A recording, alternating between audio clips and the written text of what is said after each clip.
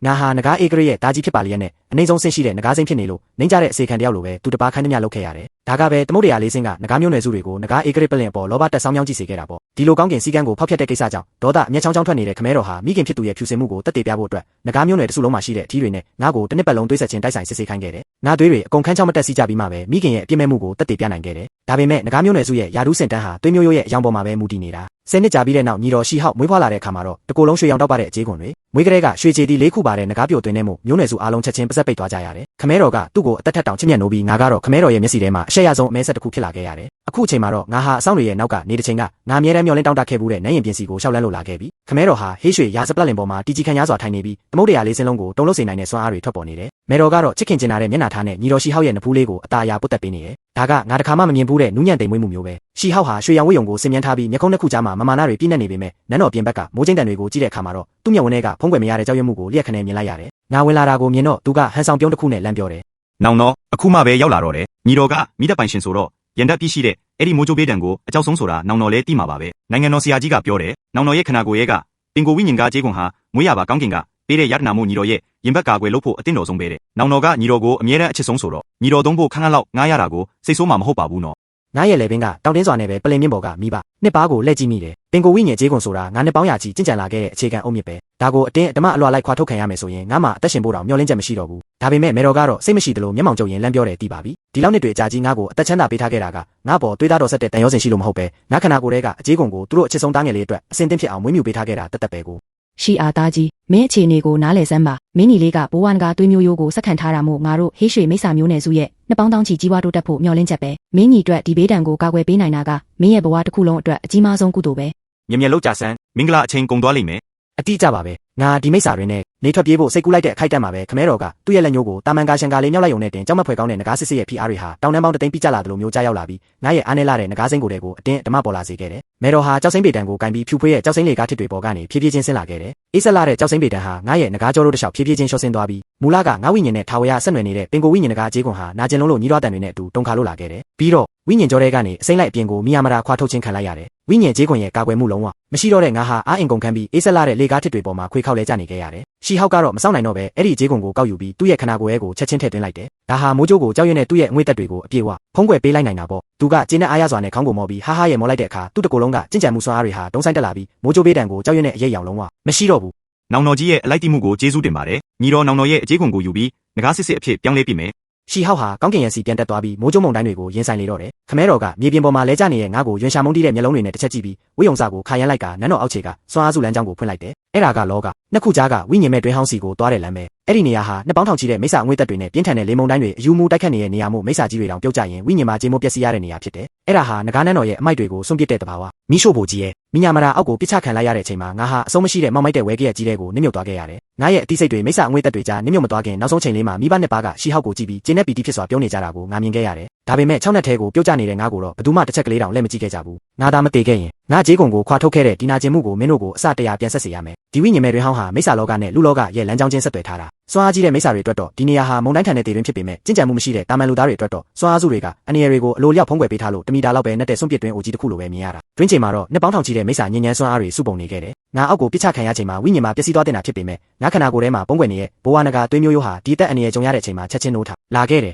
နှစ်ပေါင်းထောင်ချီစုမိနေတဲ့မိစ္ဆာအငွေ့သက်တွေဟာတန့်စင်တဲ့ဝိညာဉ်စွမ်းအားတွေဖြစ်ပြောင်းလဲပြီးငါရဲ့ပျက်စီးနေတဲ့ဝိညာဉ်ကြောတွေရဲ့ကိုအယူမူတိုးဝင်လာခဲ့တယ်အဲ့ဒါကဝိညာဉ်ကိုပြန်လည်တိဆောက်ရတဲ့အလွန်မင်းနာကျင်မှုမျိုးပဲဒီနိုးထခါစတက်ဆောက်စွမ်းအားကိုကာကွယ်ဖို့အတွက်ဘိုးဝါနဂါရဲ့မူလစွမ်းအားကသူ့ဟာသူပိတ်ဆို့ဖို့ရွေးချယ်လိုက်တယ်ငါရဲ့ကြီးမားလာတဲ့နဂါးစိမ့်ခန္ဓာကိုယ်ဟာတပေလောက်ပဲရှိတဲ့အရွယ်စားထိအတင်းဓမ္မကျုံဝင်သွားပြီးအသက်မဲ့နေရဲ့အစိမ်းရောင်ကြေးကွန်တွေကတကိုယ်လုံးကိုပြန်လည်ဖုံးလွှမ်းသွားခဲ့တယ်ဝမ်းပိုက်အောက်မှာအားနည်းလာတဲ့ခြေသီးလေးခုထွက်လာပြီးခေါင်းပေါ်မှာတော့အဖုအထစ်လေးတွေပဲရှိတော့တာမို့လူလောကရဲ့ခြေလေးချောင်းပါတဲ့မွေငယ်လေးတစ်ကောင်နဲ့ပဲတူတော့တယ်ငါဟာတွင်းခြေကရွှွန့်တွေထဲမှာခွေခောက်နေရင်နေရောညပါမိစ္ဆာအငွေ့သက်တွေရဲ့နှိမ့်ဆက်မှုကိုခံစားခဲ့ရတယ်ငါဟာကောင်းကင်ပြင်ကြီးရဲ့မတရားမှုကိုမုန်းတီးတယ်လို့နဂါးမျိုးနွယ်စုမိဘတွေရဲ့ရက်စက်မှုကိုလည်းပို့လို့မုန်းတယ်ဒီမောင်မိုက်မှုထဲမှာဘလောက်တောင်အချိန်ကုန်လွန်သွားလဲမသိဘူးရုတ်တရက်တွင်းအထက်ကနေအရေးတစ်ခုကျလာပြီးတိုးတိုးလေးငိုရှိုက်တန်ဟာတွင်းနိုင်ရန်တစ်လျှောက်ပဲတင်ထက်လို့လာခဲ့တယ်မြေအောက်ရဲ့တေလူလိုငိမ့်တက်မှုကိုဖြိုခွဲလိုက်တာပေါ့အဲ့ဒီနောက်မှာတော့နှွေးထွေးတဲ့အရီဆက်တစ်ဆက်ဟာအောက်ကိုပြုတ်ကျလာပြီးငါရဲ့အကြေးကွန်ဟောင်းပေါ်ကိုတက်တက်ကျသွားခဲ့တယ်အဲ့ဒီအချိန်မှာပဲငါတကိုယ်လုံးပြင်းထန်စွာဒုံခါသွားပြီးဒီမျက်ရည်တစ်ဆက်ကငါဝိညာဉ်ကိုပါပူလောင်တုံရီသွားစေခဲ့တယ်ငါဟာမောက်မိုက်တဲ့တွင်းကနေအပေါ်ကိုလမ်းကြည့်လိုက်တဲ့အခါပိန်ပိန်ပါးပါးနဲ့တာမန်လူသားမင်းကလေးတစ်ယောက်ကိုမြင်လိုက်ရတယ် သူ့ခန္ဓာကိုယ်မှာဖုံမုံတွေပေကျန်နေပြီးနဖူးမှာလည်းမပြောက်သေးတဲ့အညိုမဲဒဏ်ရာတွေရှိနေတယ်ဒါပေမဲ့သူမကိုကြည့်ရတာရွှွန့်တွင်ထဲမှာဇွဲရှိရှိပွင့်ထုံးနေတဲ့ကြာဖြူလေးတစ်ပွင့်လိုပဲဒီညဉ့်ညမ်းလာတဲ့လူလောကကြီးနဲ့လုံးဝကိုအံမဝင်ဖြစ်နေတာသူကတွင်းဝမှာမိပြီးမျက်ရည်တုံနေရင်ပုခုံးလေးတွေတုံးရင်းနေရှာတယ်တရွာလုံးကလူတွေအကြောက်လွန်ပြီးရှောင်ကျင်ကြတဲ့ဒီတေတွင်းအိုကြီးစီကိုလာပြီးခန်းစားချက်တွေကိုရင်ဖွင့်နေတာသူခေါင်းကုန်းကြည့်လိုက်တဲ့အခါနှဆိုင်လာတဲ့တွင်းအောက်ခြေကရွှွန့်တွင်ထဲမှာခွေနေရဲ့ငါးကိုမြင်သွားခဲ့တယ်သူ့မျက်ဝန်းထဲမှာကြောက်ရွံ့မှုအနှဲငယ်များမရှိပဲကံကြမ္မာတူချင်းတနာကယူနာတက်တဲ့အရေးရောင်တွေရဲ့ရှိနေခဲ့တယ် နင်ကခြေထောက်လေးချောင်းပါတဲ့မွေကလေးလားနင်လဲသူများအနိုင်ကျင့်တာခံရလို့လားမကြောက်ပါနဲ့ငါနင့်ကိုနာကျင်အောင်မလုပ်ပါဘူးငါနင့်ကိုအိမ်ခေါ်သွားပေးရမလား သူမဟာတွင်းနိုင်ရန်ကနွယ်ပင်ကြောက်တွေကိုဆွဲပြီးဂယုတဆိုင်နဲ့အောက်ကိုဆင်းလာခဲ့တယ်ဒီတွင်းချေကညက်ပတ်ပေကြံမှုတွေကိုလုံးဝမယွင်ရှာပဲသူ့ရဲ့ရင်ခွင်ထဲကနေတွန့်ကျင်နေတဲ့လက်ကင်ပွားလေးကိုထုတ်တွင်းနိုင်ရန်ကစိမ့်ထွက်နေတဲ့အေးဆက်တဲ့နင်းရည်တွေနဲ့ငါးကြေးကွန်ပေါ်ကအညစ်အကြေးတွေကိုတဖြည်းဖြည်းချင်းတုပ်ပေးခဲ့တယ်သူ့ရဲ့လှုပ်ရှားမှုတွေကနှမွေးလေးနဲ့တို့ထိတယ်လို့နူးညံ့လုံးလို့ငါးရဲ့ဒဏ်ရာရနေတဲ့ခန္ဓာကိုယ်လေးနာကျင်သွားမှာကိုစိုးရိမ်နေပုံပဲနှစ်ပေါင်းရာချီတွင်းမှာငါ့ကိုဒီလိုမျိုးလာရောက်ထိတွေ့ပေးတဲ့လူတယောက်မှမရှိခဲ့ဘူးအဲ့ဒီနောက်သူကရင်ခွင်ထဲကနေပေါင်မုံချောက်တစ်ဝက်ကိုထုတ်လိုက်တယ်အဲ့ဒါကကြာမြင့်စွာလေးတက်လက်ပြီးမာကျောနေတဲ့ဂျုံမုံမဲဖြစ်ပြီးအပေါ်မှာတွားရထင်ထင်လေးတွေတောင်မြင်နေရသေးတယ်ဒါကသူခိုးဝက်သိမ်းစေးထားတာဖြစ်နိုင်တယ်လို့ဒီနေ့အတွက်သူ့ရဲ့တခုတည်းသောအစားအစာလည်းဖြစ်နိုင်တယ်ဒါပေမဲ့သူကဘာမှတွန့်ဆုတ်မနေပဲအဲ့ဒီပေါင်မုံကိုအပိုင်းပိုင်းမဲ့ပြီးငါ့ရဲ့ပါးစပ်နားမှာချပေးခဲ့တယ် ဘိုက်ဝအောင်စားလိုက်နော်ဒါမှဒဏ်ရာတွေမြင်ပြောက်မှာအသက်ရှင်နေတရွေ့တော့မျောလင်းချက်ရှိတာပါပဲ ငါဟာတချိန်ကငကားနန်းတော်မှာရှိစဉ်ကနတ်တုတ်တာတွေကိုပဲတုံးဆောင်ခဲ့ရတာဖြစ်ပေမဲ့အခုအချိန်မှာတော့ဒီမှာကြောလာတဲ့လူလောကရဲ့ပေါင်မုံချောက်လေးဟာလောကမှာရှိတဲ့ဗကျင့်ကြံမှုစေလုံးထက်မဆိုပိုပြီးအဖိုးတန်နေခဲ့ပြီငါပါဆက်ကိုဟာပြီးအဲ့ဒီအစားအစာတွေကိုမျိုးချလိုက်တယ်ဒါဟာငါရဲ့အေးဆက်လာတဲ့နှစ်ပေါင်းရာချီတက်တန်းတွင်းမှာပထမဆုံးချိန်ဖြစ်နှွေးထွေးတဲ့ဂူးဆိုင်မှုကိုခံစားလိုက်ရတာပဲငါရဲ့မိဘအရင်ခောက်တွေကငါရဲ့အကြေးကုန်ကိုခွာထုတ်ပြီးဘာရမီထူးချွန်တဲ့ညီတော်ကိုပေးခဲ့ကြပေမဲ့ဒီတစ်ခါမှမမြင်ဘူးတဲ့တာမန်လူသားမင်းကလေးကတော့သူ့ရဲ့တခုတည်းသောအစားအစာကိုငါ့ကိုခွဲဝေပေးခဲ့တယ်ငါရဲ့ပျက်စီးနေတဲ့ငကားစိမ်းကိုယ်တဲ့လေးကိုခွေးလိုက်ပြီးသူ့ရဲ့အေးဆက်တဲ့လက်ဖွားပြင်ပေါ်မှာအသားအရာပုတ်တက်ရင်သူ့ရဲ့အငွေ့သက်တွေကိုငါဝိညာဉ်ထဲမှာဆွဲထင်ကြံရစ်စေခဲ့တယ်ဒီကောင်းကင်ပြင်ကြီးကဒီလောက်တောင်မတရားဘူးဆိုရင်အဲ့ဒီနာဂါမျိုးနွယ်စုမိဘတွေကဒီလောက်တောင်ရက်ဆက်တယ်ဆိုရင်ဒီနေ့ကပြီးနောင်လာမဲ့တက်တန်းတစ်လျှောက်လုံးမှာမင်းရဲ့အသက်ကငါရှိအားရဲ့အထိမခံတဲ့ငကားပြောင်းပြန်ကြေးကုန်ပဲလူရန်ဟာငါ့ကိုဒီတွင်းထဲမှာပြစ်မထားခဲ့ပါဘူးသူကချန်ကြားရွာရဲ့အစုံဆုံးမှာရှိတဲ့ပျက်စီးနေတဲ့မြေအိုးအိမ်လေးထဲမှာနေတာအဲ့ဒီနေရာကအရင်ကရွာကနွားတင်းကုတ်ဖြစ်ပြီးနွားသေးသွားတော့မှဒီမိဘမဲ့မင်းကလေးရဲ့ခိုလုံရာဖြစ်လာခဲ့တာသူကငါ့ကိုဟောင်းနှမ်းပြီးကျဲဝန်းတဲ့အင်ဂျီလက်စွပ်ထဲမှာဝတ်ထားပြီးသူ့ရဲ့နှွေးထွေးတဲ့လက်မောင်းနဲ့ကက်လျက်ရွာသားတွေရဲ့ကဲရဲရှုံချတဲ့မျက်လုံးတွေကိုတလန်းလုံးရှောင်ကွင်းလာခဲ့တယ် ဟိုးမကြည့်အဲ့ဒါလူရန်ပဲအဲ့ဒီနမိတ်မကောင်းတဲ့စိုးမနဲ့ဝေးဝေးနေကြကြားတာတော့ तू မနေ့ကမြစ်စိတ်မှာအဝတ်သွားလျှော်တာဝန်အန်ဒီတို့အိမ်ကဘဲတွေကို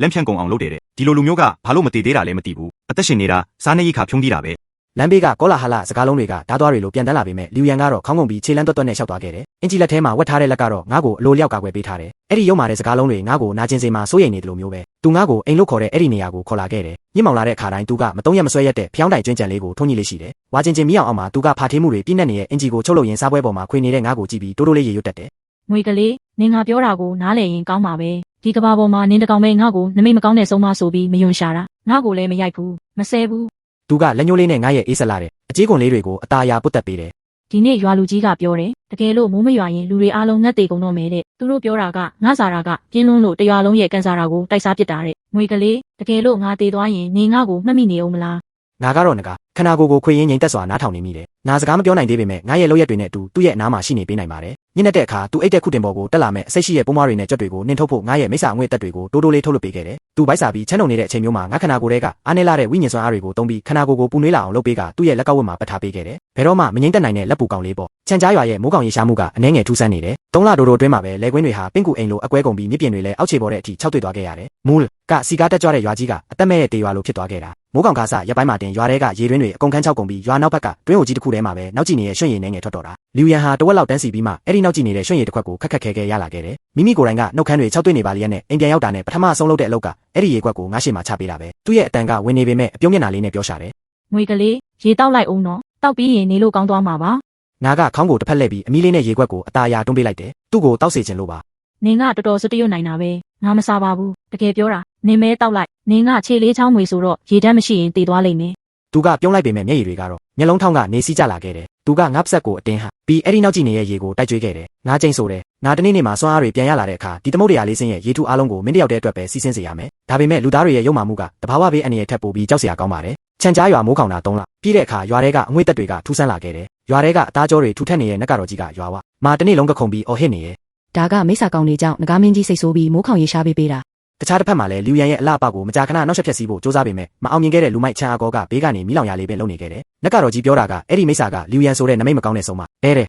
သူကသူ့မိဘတွေကိုတိုက်စားခဲ့တယ်အခုလဲတရွာလုံးကိုတိုက်စားဦးမလို့သူ့ကိုငါးမင်းကြီးစီလက်ထက်ပြီးရေပူစော်မပဲငါးမင်းရဲ့ညက်တော်တာငင်းအေးပြီးမွေးရွာပေးမှာ ဒါကလုံးဝကိုရုံမှာပတ်ဆက်တဲ့အကွက်အကွင်းတစ်ခုပဲ။ငါလူရန်ရဲ့အင်ဂျီလက်ထဲမှာပုံအောင်နေရင်ဒီကိစ္စရဲ့နောက်ွယ်ကရှိုးဝက်ချက်ကိုအာယုံခံမိလိုက်တယ်။ဒီမြက်အောက်ချိန်မှာဘယ်မှာလဲငကားမင်းကြီးအတိရန်ပွင့်နေတဲ့မိစ္ဆာမိချောင်းကြီးတစ်ကောင်ပဲရှိတာ။ပြီးတော့ဒီမိုးကောင်တာကလည်းတဘာဝဘေးမဟုတ်ဘူး မြေအောက်ကအဓိကရေကြောချို့ကိုတယောက်ယောက်ကစွမ်းအားစုတွေနဲ့ပိတ်ဆို့ထားတာကိုငါအာယုံခံမိတယ်အဲ့ဒီနက်ကတော့နဲ့ချန်အာကောဟာမိုးရွာဖို့တောင်းခံနေတာမဟုတ်ပဲအဲ့ဒီမိเจ้าမိစ္ဆာနဲ့ပူးပေါင်းနေကြတာသူတို့ကလူစစ်စစ်တွေကိုပုံမှန်ရဲပူဇော်ပေးပြီးမိเจ้าမိစ္ဆာစီကထွက်လာတဲ့မိစ္ဆာပလဲမော်ပလဲကိုလဲလှယ်ယူနေကြတာဖြစ်တယ်အဲ့ဒီပလဲကိုလူတွေစားရင်အသက်ရှည်စေလို့မောင်ကိုဈေးကွက်မှာတန်ဖိုးမဖြတ်နိုင်ဘူးလျူရန်ကိုရွေးချယ်ရတဲ့အကြောင်းရင်းကသူကအားကိုးရမဲ့နေတဲ့မိန်းကလေးမို့တင်မဟုတ်ဘူးသူမျက်စိမှာအဝတ်လျှော်တုံးကအဲ့ဒီနက်ကတော့နဲ့ချန်အာကောတို့လဘလာပါခွဲဝင်နေတာကိုမတော်တဆမြင်သွားခဲ့လို့ပဲဒါကလူသားတွေရဲ့အနေဆုံးစရိုက်ဆိုရဲပေါ့ရဲပူဇော်တဲ့နေ့မှာကောင်းကင်ကြီးကမှုန်မိုင်းနေပြီးအသက်ရှူရတာမွန်းကျက်လုံးလာတယ်သူ့ကိုကြည့်ရှုမွေးမြူခဲ့ကြတဲ့အိမ်နီးနားချင်းတွေဦးလေးတွေအတော်တွေကဘသူမှရှေ့ထွက်ပြီးမကူညီကြဘူးလူတိုင်းကအေးဆက်ပြီးထုံထိုင်းနေတဲ့မျက်လုံးတွေနဲ့သူ့ကိုကြည့်နေကြတယ်မင်းသွားမှငါတို့အသက်ရှင်မှာယူရန်ဦးလေးတို့ကိုစိတ်မဆိုးပါနဲ့မင်းတယောက်တည်းအနစ်နာခံပြီး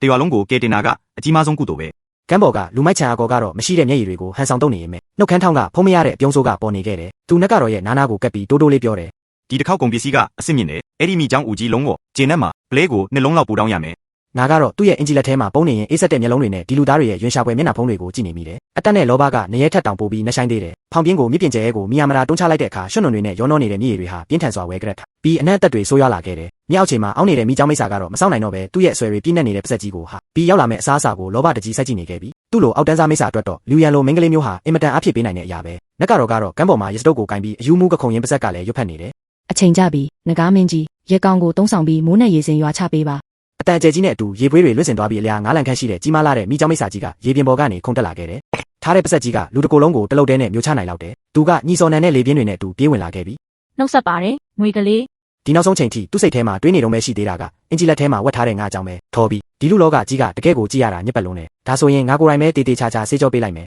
ငါအမြဲတမ်းသူ့ရဲ့အင်ဂျီလက်ထဲမှာပုံနေခဲ့လို့ပြေးဝင်လာတဲ့တစ်ဖြက်ချင်းအငွေ့သက်တွေကိုစောစောစီးစီးအာယုံခံမိပြီးသားအကြာကြီးအောင်အိတ်ထားခဲ့ရတဲ့ဘိုးဝါနဂါရဲ့စွမ်းအားတွေဟာဒီခိုက်တက်မှာပဲအကုန်လုံးပောက်ကွဲထွက်လာခဲ့ပြီးကောင်းကင်ကြီးကိုတုံဟဲသွားစေနိုင်တဲ့နဂါဟိန်းတန်ကြီးနဲ့အတူငါဟာလေပြင်းတွေကိုဆန့်ကျင်ပြီးလင်းမြန်စွာကြီးထွားလာခဲ့တယ်တပေလောက်ပဲရှိတဲ့မွေကလေ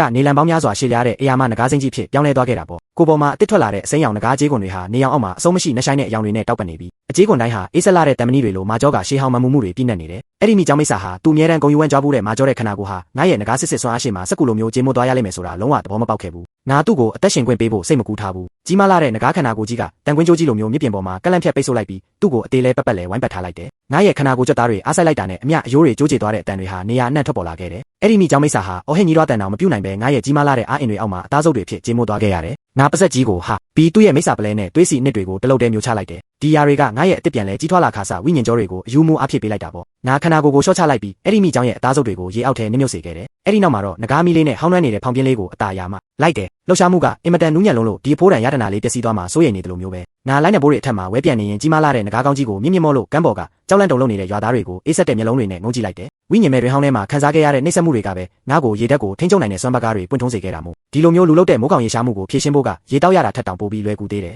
ငါခေါင်းကိုမော်ပြီးဟိန်းဟောက်လိုက်တဲ့အခါနက်ကတော့ကြီးကတမင်တကာပိတ်ဆို့ထားတဲ့မြေအောက်ရေကြောတွေဟာချက်ချင်းပဲအသားစီးတွေကိုဖြုတ်ခွဲပြီးပွင့်ထွက်သွားခဲ့တယ်ခဏအတွင်းမှာတင်မြေရည်တွေဟာလိုင်းထလာပြီးကောင်းကင်ရံမှာတိမ်မဲတွေအုံမိုင်းကလေပြင်းတွေအယူမူတိုက်ခတ်လာခဲ့တယ်ကမ်းပေါ်ကရွာသားတွေဟာဒီရုတ်တရက်ကြားရောက်လာတဲ့နက်ဖျားရဲ့စွမ်းပကားအောက်မှာအသေးအတန်ကြောက်လန့်ကုန်ကြရတယ်အဲ့ဒီလူမိုက်ချန်အကောဟာကြောက်လုံးလို့ခြေတလုံးတွေတုံရီပြီးရွှံ့ရည်တွေထဲမှာတင်တေးထွက်ကြလို့လဲကျသွားခဲ့ရတယ်နက်ကတော့ရဲ့လက်ထဲကရစတုပ်ခေါင်းလောင်းလေးလည်းမြေပေါ်ကိုပြုတ်ကျသွားပြီးတကိုယ်လုံးဟာလေတိုးနေတဲ့အဝတ်စုပ်ကြီးလိုမျိုးတုံရီလို့နေခဲ့တယ်လူအုပ်ကြီးတွေကဘသူကစပြီးအော်လိုက်မှမသိဘူးနဂါစစ်စစ်ကြီးပွင့်ထုံးလာပြီးအဲ့ဒီမိเจ้าကမိစ္ဆာကောင်ကြီးပဲဒီစကားကိုကြားတာနဲ့လူတွေအားလုံးပေါက်တူးတွေတက်စင်တွေကိုချက်ချင်းချပစ်လိုက်ပြီးမြေပြင်ပေါ်ကရွှွန့်နွန်တွေကိုလည်းဂယူးမဆိုင်နိုင်တော့ပဲမိုးရေထဲမှာတင်တူးထောက်ပြီးအသေးအတန်ဥခိုက်ကြလေတော့တယ်ငကားမင်းကြီးအသက်ချမ်းသာပေးပါကျွန်တော်တို့တွေနက်ကတော့ရဲ့မိုင်းတိုက်တာကိုခံလိုက်ရလို့ပါနက်သမီးကြီးဂီယူနာတက်တော်မူပါသူတို့တွေအဆက်မပြတ်ဥခိုက်နေတာနဲ့အမျှမျက်စိနဲ့မြင်နိုင်တဲ့ရွှေရောင်လင်းပွင့်လေးတွေဟာသူတို့ရဲ့ခေါင်းထိပ်ကနေပြန်တက်လာခဲ့တယ်ဒါကလူသားတွေရဲ့ခနာကိုယ်ထဲကအတန့်စင်ဆုံးစီမီးပူဇော်ခြင်းစွမ်းအားစုပဲအဲ့ဒီထဲမှာကြောက်ရွံ့မှုတွေနဲ့တွက်ကပ်မှုတွေပါဝင်နေပေမဲ့အခုမှနိုးထလာခါဆငါအတွက်တော့အစစ်မြင့်ဆုံးအာဟာရပဲဒီလင်းပွင့်လေးတွေကမြစ်တစင်းလိုစုဆုံပြီးငါခနာကိုယ်ထဲကိုစီးဝင်လာကဒဏ်ရာရနေတဲ့အောက်ခြေဝိညာဉ်တွေကိုလင်းမြန်စွာကုသပေးခဲ့တယ်ငါကတော့မျက်နှာသေးနဲ့မြေပြင်ပေါ်ကလူတွေကိုကြည့်နေမိတယ်သူတို့ရဲ့အဆက်မရှိတဲ့ရွှင်ရှာပွဲအမူအရာတွေကိုကြည့်ရင်ငါစိတ်ထဲမှာဘာလိုက်နဲ့ဘိုးမှမထပဲအော်နှလုံးနာဖို့ပဲကောင်းတယ်လို့ခံစားရတယ်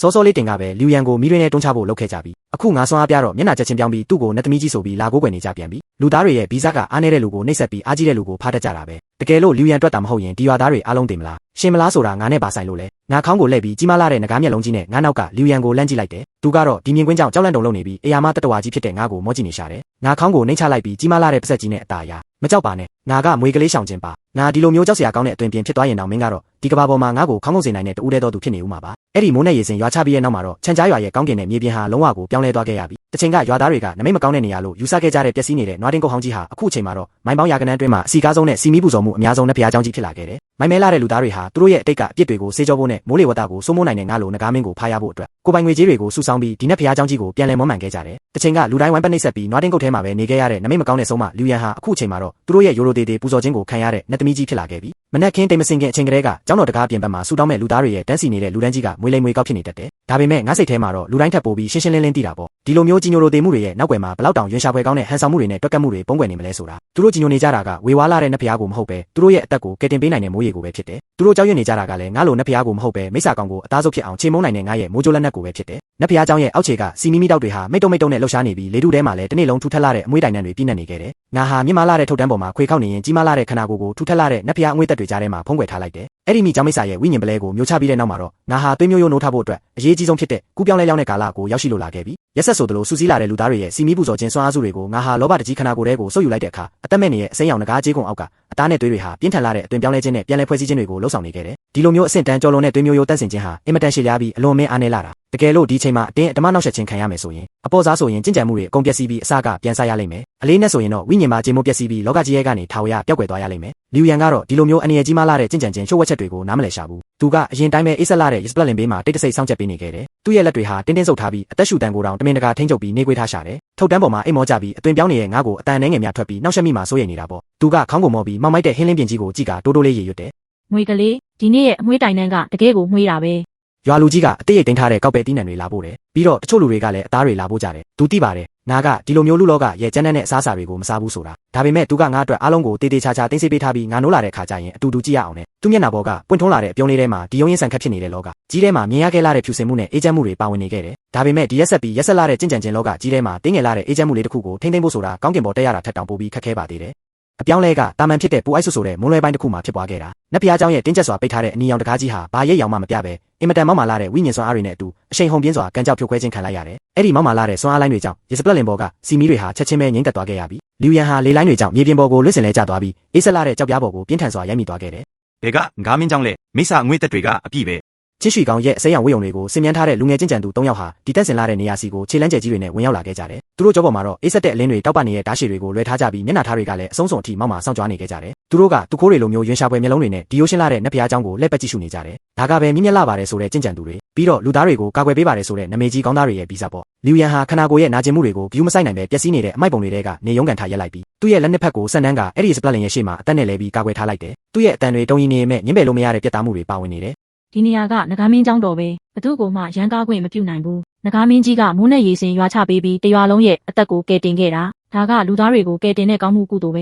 ဲခေါင်းဆောင်ဖြစ်တဲ့လူငယ်ချင်းကြံသူကဒီစကားကိုကြားတော့အင်မတန်ဆူရှာလာတဲ့လောင်ပြုံးတစ်ခုကိုပြုံးလိုက်တယ်။သူကဓာတ်ကိုတောင်ဆွဲထုတ်ဖို့အဖက်မလုပ်ပဲလက်ညှိုးလေးကိုတာမန်ကာရှန်ကာမြောက်လိုက်ပြီးအင်မတန်ရုံမာလာတဲ့မမြင်နိုင်တဲ့ဓာတ်စွမ်းအားတစ်ခုကိုထုတ်လုပ်ကလီယူယန်ရဲ့ဒူးကောင်းကိုရိုက်ချလိုက်တယ်။လီယူယန်ဟာမြေပြင်ပေါ်ကိုပြင်းထန်စွာဒူးထောက်လဲကျသွားပြီးပြင်းထန်လာတဲ့နာကျင်မှုကြောင့်သူ့မျက်နှာကချက်ချင်းဖြူသွားကချွေးစေးတွေကလည်းပါလွာတဲ့အင်ဂျီကိုဆွဆွဲသွားစေခဲ့တယ်။ဒါပေမဲ့သူကနောက်တစ်လမ်းမှစုံမပေးရဲ့သွေးတွေပေးကြံနေတဲ့လက်နှစ်ဖက်နဲ့ရစ်ပလတ်လင်ရဲ့တစ်သားတိုင်ကိုတင်းတင်းကြပ်ကြပ်ဖတ်ထားစေပဲ။လူငယ်ချင်းကြံသူကမျက်လုံးတွေကိုနှိပ်ချကြည့်ရင်ပြောတယ်။အောက်တန်းစားလူသားတယောက်ကကျင့်ကြံသူတွေရဲ့ရှေ့မှာနတ်ဖျားအကြောင်းပြောပိုင်ခွင့်ရှိလို့လား။ဒီလိုဝေးလံခေါင်ဖျားတဲ့နေရာမျိုးမှာတကယ်ပဲအရွယ်မရောက်သေးတဲ့ငကားစစ်မိစ္ဆာတကောင်ပုံနေလိမ့်မယ်လို့မထင်ထားမိဘူးတခြားတစ်ပည့်တစ်ယောက်ကတော့စိတ်ထဲကလောဘတွေကိုမအောင်နိုင်တော့ပဲကြောပေါ်ကဓာတ်ရှည်ကိုဆွဲထုတ်လိုက်တယ်။အေးဆက်လာတဲ့ဓာတ်ဖျားကထုတ်တန်းပေါ်မှာအိမ်မောကျနေတဲ့ငါးစီကိုတဲ့ဥတီသွားခဲ့ပြီးငါ့ကိုဒီနေရာမှာတင်တက်ဖြတ်ပြီးဝိညာဉ်ပလဲကိုထုတ်ယူဖို့ကြံစီနေတာပေါ့။ငါဟာအသွင်ပြောင်းလဲခြင်းရဲ့အနက်ရှိုင်းဆုံးနေရာမှာနစ်မြုပ်နေလို့ငါရဲ့အသိစိတ်တွေကရှင်းလင်းနေပြီးစိတ်ထဲကတက်ဖြတ်ခြင်းအငွေ့သက်တွေကမိတောင်လိုလောင်မြုံနေပေမဲ့ဝိညာဉ်စွမ်းအားကိုတော့အနှဲငယ်များတောင်လုံဆော်လို့မရခဲ့ဘူး။အဲ့ဒီဒေစီနိုင်တဲ့ဓာလင်းကငါရဲ့ကိုရန်စွမ်းအားတွေကိုဖောက်ထွက်တော့မဲ့အသက်အန္တရာယ်ကြုံရတဲ့အခိုက်အတန့်မှာပဲလီယူယန်ဟာဘဲကနေအားအင်တွေရောက်လာမှမသိပဲအဲ့ဒီကျိုးဘက်နေရဲ့ခြေထောက်ကိုဆွဲပြီးရှေ့ကိုအသေးအတန်ပြေးဝင်ကဓာတ်ကင်ထားတဲ့ကျင့်ကြံသူရဲ့ခြေထောက်နှစ်ဖက်ကိုတင်းတင်းကြပ်ကြပ်ဖတ်ထားလိုက်ပြန်တယ်။ဘသူမှသူ့ကိုနာကျင်အောင်လုပ်ခွင့်မရှိဘူးလူငယ်ချင်းကြံသူဟာဒီအောက်တန်းစားလူသားကြောင့်သူ့ရဲ့ဝိယုံတွေပေးချန်သွားလို့ချက်ချင်းအမျက်တော်သားထွက်သွားခဲ့ရပြီသူကလက်ကိုပြန်လှည့်ပြီးပြင်းထန်လာတဲ့ဝိညာဉ်မီးတောက်တွေကိုစူးစီးကလီယူယန်ရဲ့မျက်နှာပေါ်ကိုပြင်းထန်စွာရိုက်ချလိုက်တယ်လီယူယန်တကိုယ်လုံးဟာကျိုးပြတ်သွားတဲ့ဆုံလိုမျိုးလွင့်စင်သွားပြီးသူ့ရဲ့ခန္ဓာကိုယ်ကနတ်ဖျားเจ้าရဲ့မာကျောလာတဲ့ကြောက်နံရံပေါ်ကိုပြင်းထန်စွာရိုက်မိကမြေပြင်ပေါ်ကိုအားအင်ကုန်ခန်းစွာပြုတ်ကျသွားခဲ့ရရှာတယ်ဒါပေမဲ့သူကငါ့ရှေ့မှာပြန်ပြီးကာကွယ်ဖို့အတွက်ရုန်းကန်ပြီးထားရက်ဖို့စူးစမ်းနေတော့မယ်ဒီလိုမျိုးတရေရှင်ရေးကြုံရတဲ့အခိုက်အတန့်မှာပဲပျက်စီးနေတဲ့ကျောင်းတော်တကားပြင်ဘက်ကနေတိမ်တိုက်ပါတဲ့အစိမ်းရောင်ဝိယုံကြီးကိုစင်မြန်းထားတဲ့တက်ကြီးရွယ်ကိုကျင့်ကြံသူတယောက်ဖြည်းဖြည်းချင်းဝင်ရောက်လို့လာခဲ့တယ်လက်နှစ်ဖက်ကိုနောက်ပစ်ထားပြီးလူသားတွေရဲ့အသက်ကိုစိုးမိုးနိုင်တဲ့နတ်ဖျားတစ်ပါးလိုမျိုးနန်းရင်ပြင်းထဲကိုလမ်းဝင်လာတာသူ့တကိုယ်လုံးကထွက်ပေါ်နေတဲ့စွမ်းအားတွေကချင်းရွှီကောင်ရဲ့ရွှေတလုံးအဆင့်ရှိတဲ့အကြီးအကဲတစ်ယောက်ဖြစ်နေတာပေါ့ချင်းယုံလို့ခေါ်တဲ့ဒီတက်ကြီးရွယ်အိုဟာမြေပြင်ပေါ်ကလီယူယန်ကိုတစ်ချက်ကလေးတောင်လက်မကြည့်ပဲတိမ်ငက်လိုထက်မြက်လာတဲ့မျက်လုံးတွေနဲ့ငါးတကိုယ်လုံးကိုဖုံးကွယ်ထားတဲ့နတ်ဖျားအငွေ့သက်တွေကိုချက်ချင်းဖောက်ထွက်ကြည့်ရှုလိုက်တယ်သူဟာအသွင်ပြောင်းလဲနေလို့အယောင်သွေးစုံလင်စွာတောက်ပနေတဲ့ငါရဲ့အစိမ်းရောင်အကြေးခွန်တွေကိုစိုက်ကြည့်နေခဲ့တာအဲ့ဒီအခိုက်အတန့်မှာကျင့်ကြံခြင်းလောကရဲ့နမေကြီးအကြီးအကဲရဲ့မျက်ဝန်းထဲကလောဘမီးတွေဟာသူ့ရဲ့အသိစိတ်တွေနဲ့ကျင့်ဝတ်တွေကိုချက်ချင်းဝါမျိုးသွားခဲ့ရပြီဒါကမိုးဆိုးတစ်ယောက်ကတန်ဖိုးမဖြတ်နိုင်တဲ့ယတနာကြီးကိုတွေးရှိသွားတဲ့အခါမျိုးပေါ့ ချင်းယုံအကြီးကဲဟာသူ့ရဲ့မုတ်စိတ်မွေးတွေကိုပုတ်တက်ရင်ယူသွတ်စွာဟာဟာရဲ့မောလိုက်တဲ့အတန်းကြောင့်နတ်ဖျားเจ้าတစ်ခုလုံးတုန်ခါသွားခဲ့ရတယ် ငါကကိုပိုင်တက်တက်လက်နဲ့လုပ်ဖို့အတွက်ဒီလိုမျိုးအစ်စ်မြင့်မိစ္ဆာပစ္စည်းကိုရှာနေတာဒီနဂါစစ်စစ်ကအရွယ်မရောက်သေးပေမဲ့ဒီစိမ်းရောင်အကြေးခွန်တွေကတကယ်ကိုတန်ဖိုးမဖြတ်နိုင်တဲ့ရတနာပဲငါကျင့်ကြံမှုအောင်မြင်ဖို့အတွက်ခြေနှင်းတုံးဖြစ်လာတင်တာပေါ့ ဒီရွှေတလုံးအဆင့်ကြင်ကြံသူကြီးရဲ့မျက်စိထဲမှာတော့အိမ်မောကျနေတဲ့ငကားစိမ့်တစ်ကောင်ဟာစင်းတီတုံးပေါ်ကအသားတုံးတစ်ခုလိုပဲစိတ်ကြိုက်လိဖျက်လို့ရတဲ့အရာပေါ့သူကအေးဆက်လာတဲ့အလင်းတွေတောက်ပါနေတဲ့ပြန်တန်းသားကိုထုတ်လိုက်တဲ့အခါဓာတ်ကိုယ်ထဲကနေဝိညာဉ်တွေကိုတုံလို့စေနိုင်တဲ့ကြောက်မက်ဖွယ်တုံတန်တွေထွက်ပေါ်လာပြီးရွှေတလုံးအဆင့်ကြင်ကြံသူရဲ့ပြင်းထန်တဲ့ဖိအားတွေနဲ့အတူငါရဲ့လေပင်အောက်ကအသက်အန္တရာယ်ရှိဆုံးဖြစ်တဲ့ငကားပြောင်းပြန်ကြေးကုန်စီကိုတက်ဥတီလာခဲ့တယ် ငကားကြေးခွန်နဲ့ဝိညာဉ်ပလဲကိုကောင်းကောင်းမွန်မွန်အဆန်းမင်းသားခုခန္ဓာကိုစွန့်လွတ်မယ်ဆိုရင်ဒီကြီးကဲကကျူနာတက်ပြီးမင်းကိုတက်တောင့်တက်တာတေးခွင့်ပေးမယ်အသားခွာပြီးအယိုးထုတ်ခံရတဲ့ပြင်းထန်တဲ့နှိမ့်ဆက်မှုကိုမခံရအောင်ပေါ့ အသားကွာတယ်ဆိုတဲ့စကားလုံးနဲ့လုံးကမီရဲရဲတောက်နေတဲ့တံပူကြီးလိုမျိုးငါရဲ့ဝိညာဉ်နဲ့ဆိုင်ဆုံးနေရာကိုတဲ့တဲ့ထိုးဆိုင်လိုက်တယ်လို့ပဲတချင်ကအေးဆက်လာတဲ့ငကားနန်းတော်မှာငါရဲ့မိဘအရင်းတွေကရှီဟောက်အတွက်လန်ကင်းပေးဖို့ငါရဲ့ပင်ကိုဝိညာဉ်ကြေးခွန်တွေကိုကိုယ်တိုင်ခွာထုတ်ခဲ့ကြတာလူလောကကိုထွက်ပြေးလာခဲ့တာတော့မှဒီလိုမျိုးမိမိကိုနမေကြီးကောင်းလို့ခေါ်ဆိုကြတဲ့ကြင်ကြံသူတွေကငါ့ကိုအသားခွာပြီးအယိုးထုတ်ဖို့ကြံစီနေကြပြန်ပြီငါဘာလို့အမြဲတမ်းနောက်ဆုတ်ပေးနေပါလျက်နဲ့မင်းတို့တွေကငါ့ကိုအကြက်ကင်နေကြရတာလဲငါကဒီပျက်စီးနေတဲ့ကျောင်းတော်လေးရဲ့ကအေးချမ်းမှုလေးတစ်ခုကိုပဲထိမ့်သိမ့်ကျင်တာကိုမင်းတို့တွေကဘာလို့ဒီလိုမျိုးအလင်းရောင်လေးတစ်ခုကိုတောင်ငိမ့်သက်ပစ်ချင်ကြရတာလဲငါရဲ့စိတ်နှလုံးထဲကနောက်ဆုံးတားစီအလုံးဟာဒီခိုက်တက်မှာပဲအပီးတိုင်ပောက်ကွဲထွက်သွားခဲ့ပြီငါမျက်လုံးနဲ့လုံးကိုပြင်းထန်စွာဖွင့်လိုက်တဲ့အခါအရာအလုံးကိုလောင်ကျွမ်းစေနိုင်တဲ့ရွှေရောင်ငကားမိတောက်တွေလောင်မြိုက်လို့လာခဲ့တယ်မူးကဖုံးကွယ်ထားတဲ့မြူမောင်တွေဟာကြောက်မက်ဖွယ်ကောင်းတဲ့ဖိအားတွေကြောင့်ချက်ချင်းပဲဖောက်ထွက်ပျောက်ကွယ်သွားခဲ့ရပြီငါရဲ့တီကြီးခညာလာတဲ့အရာမငကားစိမ့်ကြီးဟာနတ်ဖျားเจ้าရဲ့ထုတ်တန်းတွေကိုချက်ချင်းချေမုန်းဖျက်ဆီးလိုက်ပြီးကြောက်စိမ့်မဲလိုထက်မြက်လာတဲ့ငကားချုံနှစ်ခုကကောင်းကင်ရန်စီကိုတဲ့တဲ့ထိုးဆိုင်ထွက်လာခဲ့တယ်ဒါကပဲပြန်လည်နိုးထလာတဲ့တက်ဖြတ်ချင်းနတ်ဖျားရဲ့ကြီးညာချက်ပေါ့အဲ့ဒီချင်းရုံးလို့ခေါ်တဲ့တက်ကြီးရွယ်အိုနတ်ကတော်ကြီးဟာကြောက်လုံးလို့မျက်နှာဖြူသွားပြီးမူလကမောက်မာလာတဲ့ဓာဟာရဲ့တန်တွေဟာကြောက်ရွံ့မှုတွေဖြစ်ချက်ချင်းခဲသွားခဲ့ရတယ်သူကငါ့ကိုစိတ်ကြိုက်နှိမ့်ဆက်လို့ရတဲ့မိစ္ဆာကောင်လေးတစ်ကောင်လို့ထင်နေခဲ့ရင်မဲ့သူ့ရှိမှရှိနေတာကတကယ်ငကားစစ်စစ်ကြီးဖြစ်နေလိမ့်မယ်လို့လုံးဝမထင်ထားခဲ့ဘူးငါမြင်မာလာတဲ့နေရာကနေဒီတင်းငယ်လာတဲ့ပွရက်စိတ်ကိုစိုက်ကြည့်ရင်ပြောလိုက်တယ်မင်းကငါရဲ့ငကားကြေးကုန်ကိုယူပြီးလက်နဲ့လုံးမယ်လို့ပြောတယ်နော်ငါထင်တော့မင်းဒီလောက်တက်ရှင်ရတာညှိငွေ့နေပြီထင်တယ်လောတက်ခဲ့ပြီဆိုမှတော့အတက်နဲ့ပြန်ပေးဆက်ဖို့အစင်တင်းပြင်ထားလိုက်ဦးချစ်ရှိကောင်းကတေးချင်နေကြပြီဆိုမှတော့ငါမင်းတို့အားလုံးကိုဖြည့်ဆေးပေးလိုက်မယ်ငါ6နဲ့ကြီးလို့ပစက်ကြီးကိုဟာပြီးအဆုံးစုံအထိတန့်စင်လာတဲ့အစိမ်းရောင်ငကားတက်တွေကိုထုတ်လွှတ်လိုက်တယ်အဲ့ဒါကမြေအောက်ကမိစ္ဆာအငွေ့တက်တွေနဲ့ဘိုးဝါငကားရဲ့စွမ်းအားတွေပေါင်းဆက်ထားတဲ့ကြောက်မက်ဖွယ်စွမ်းပါကားပဲတုံလို့ဖွယ်သွေးမျိုးရိုးဖိအားတွေရဲ့ရှေ့မှာအဲ့ဒီကျင့်ကြံသူ3ယောက်ဟာသူတို့ရဲ့ပြန်တန်းသားတွေနဲ့အတူခဏအတွင်းမှာတင်ပြဖြစ်ပြောင်းလဲသွားခဲ့ရပြီနတ်ဖျားเจ้าတစ်ခုလုံးချက်ချင်းပဲတိတ်ဆိတ်သွားခဲ့ပြီးဟင်းလင်းပြင်းထဲမှာတော့ကျိုးပဲ့နေရဲ့ရွှေတက်လုံးတစ်လုံးပဲမျောလွင့်လို့ကြံခဲ့တော့တယ်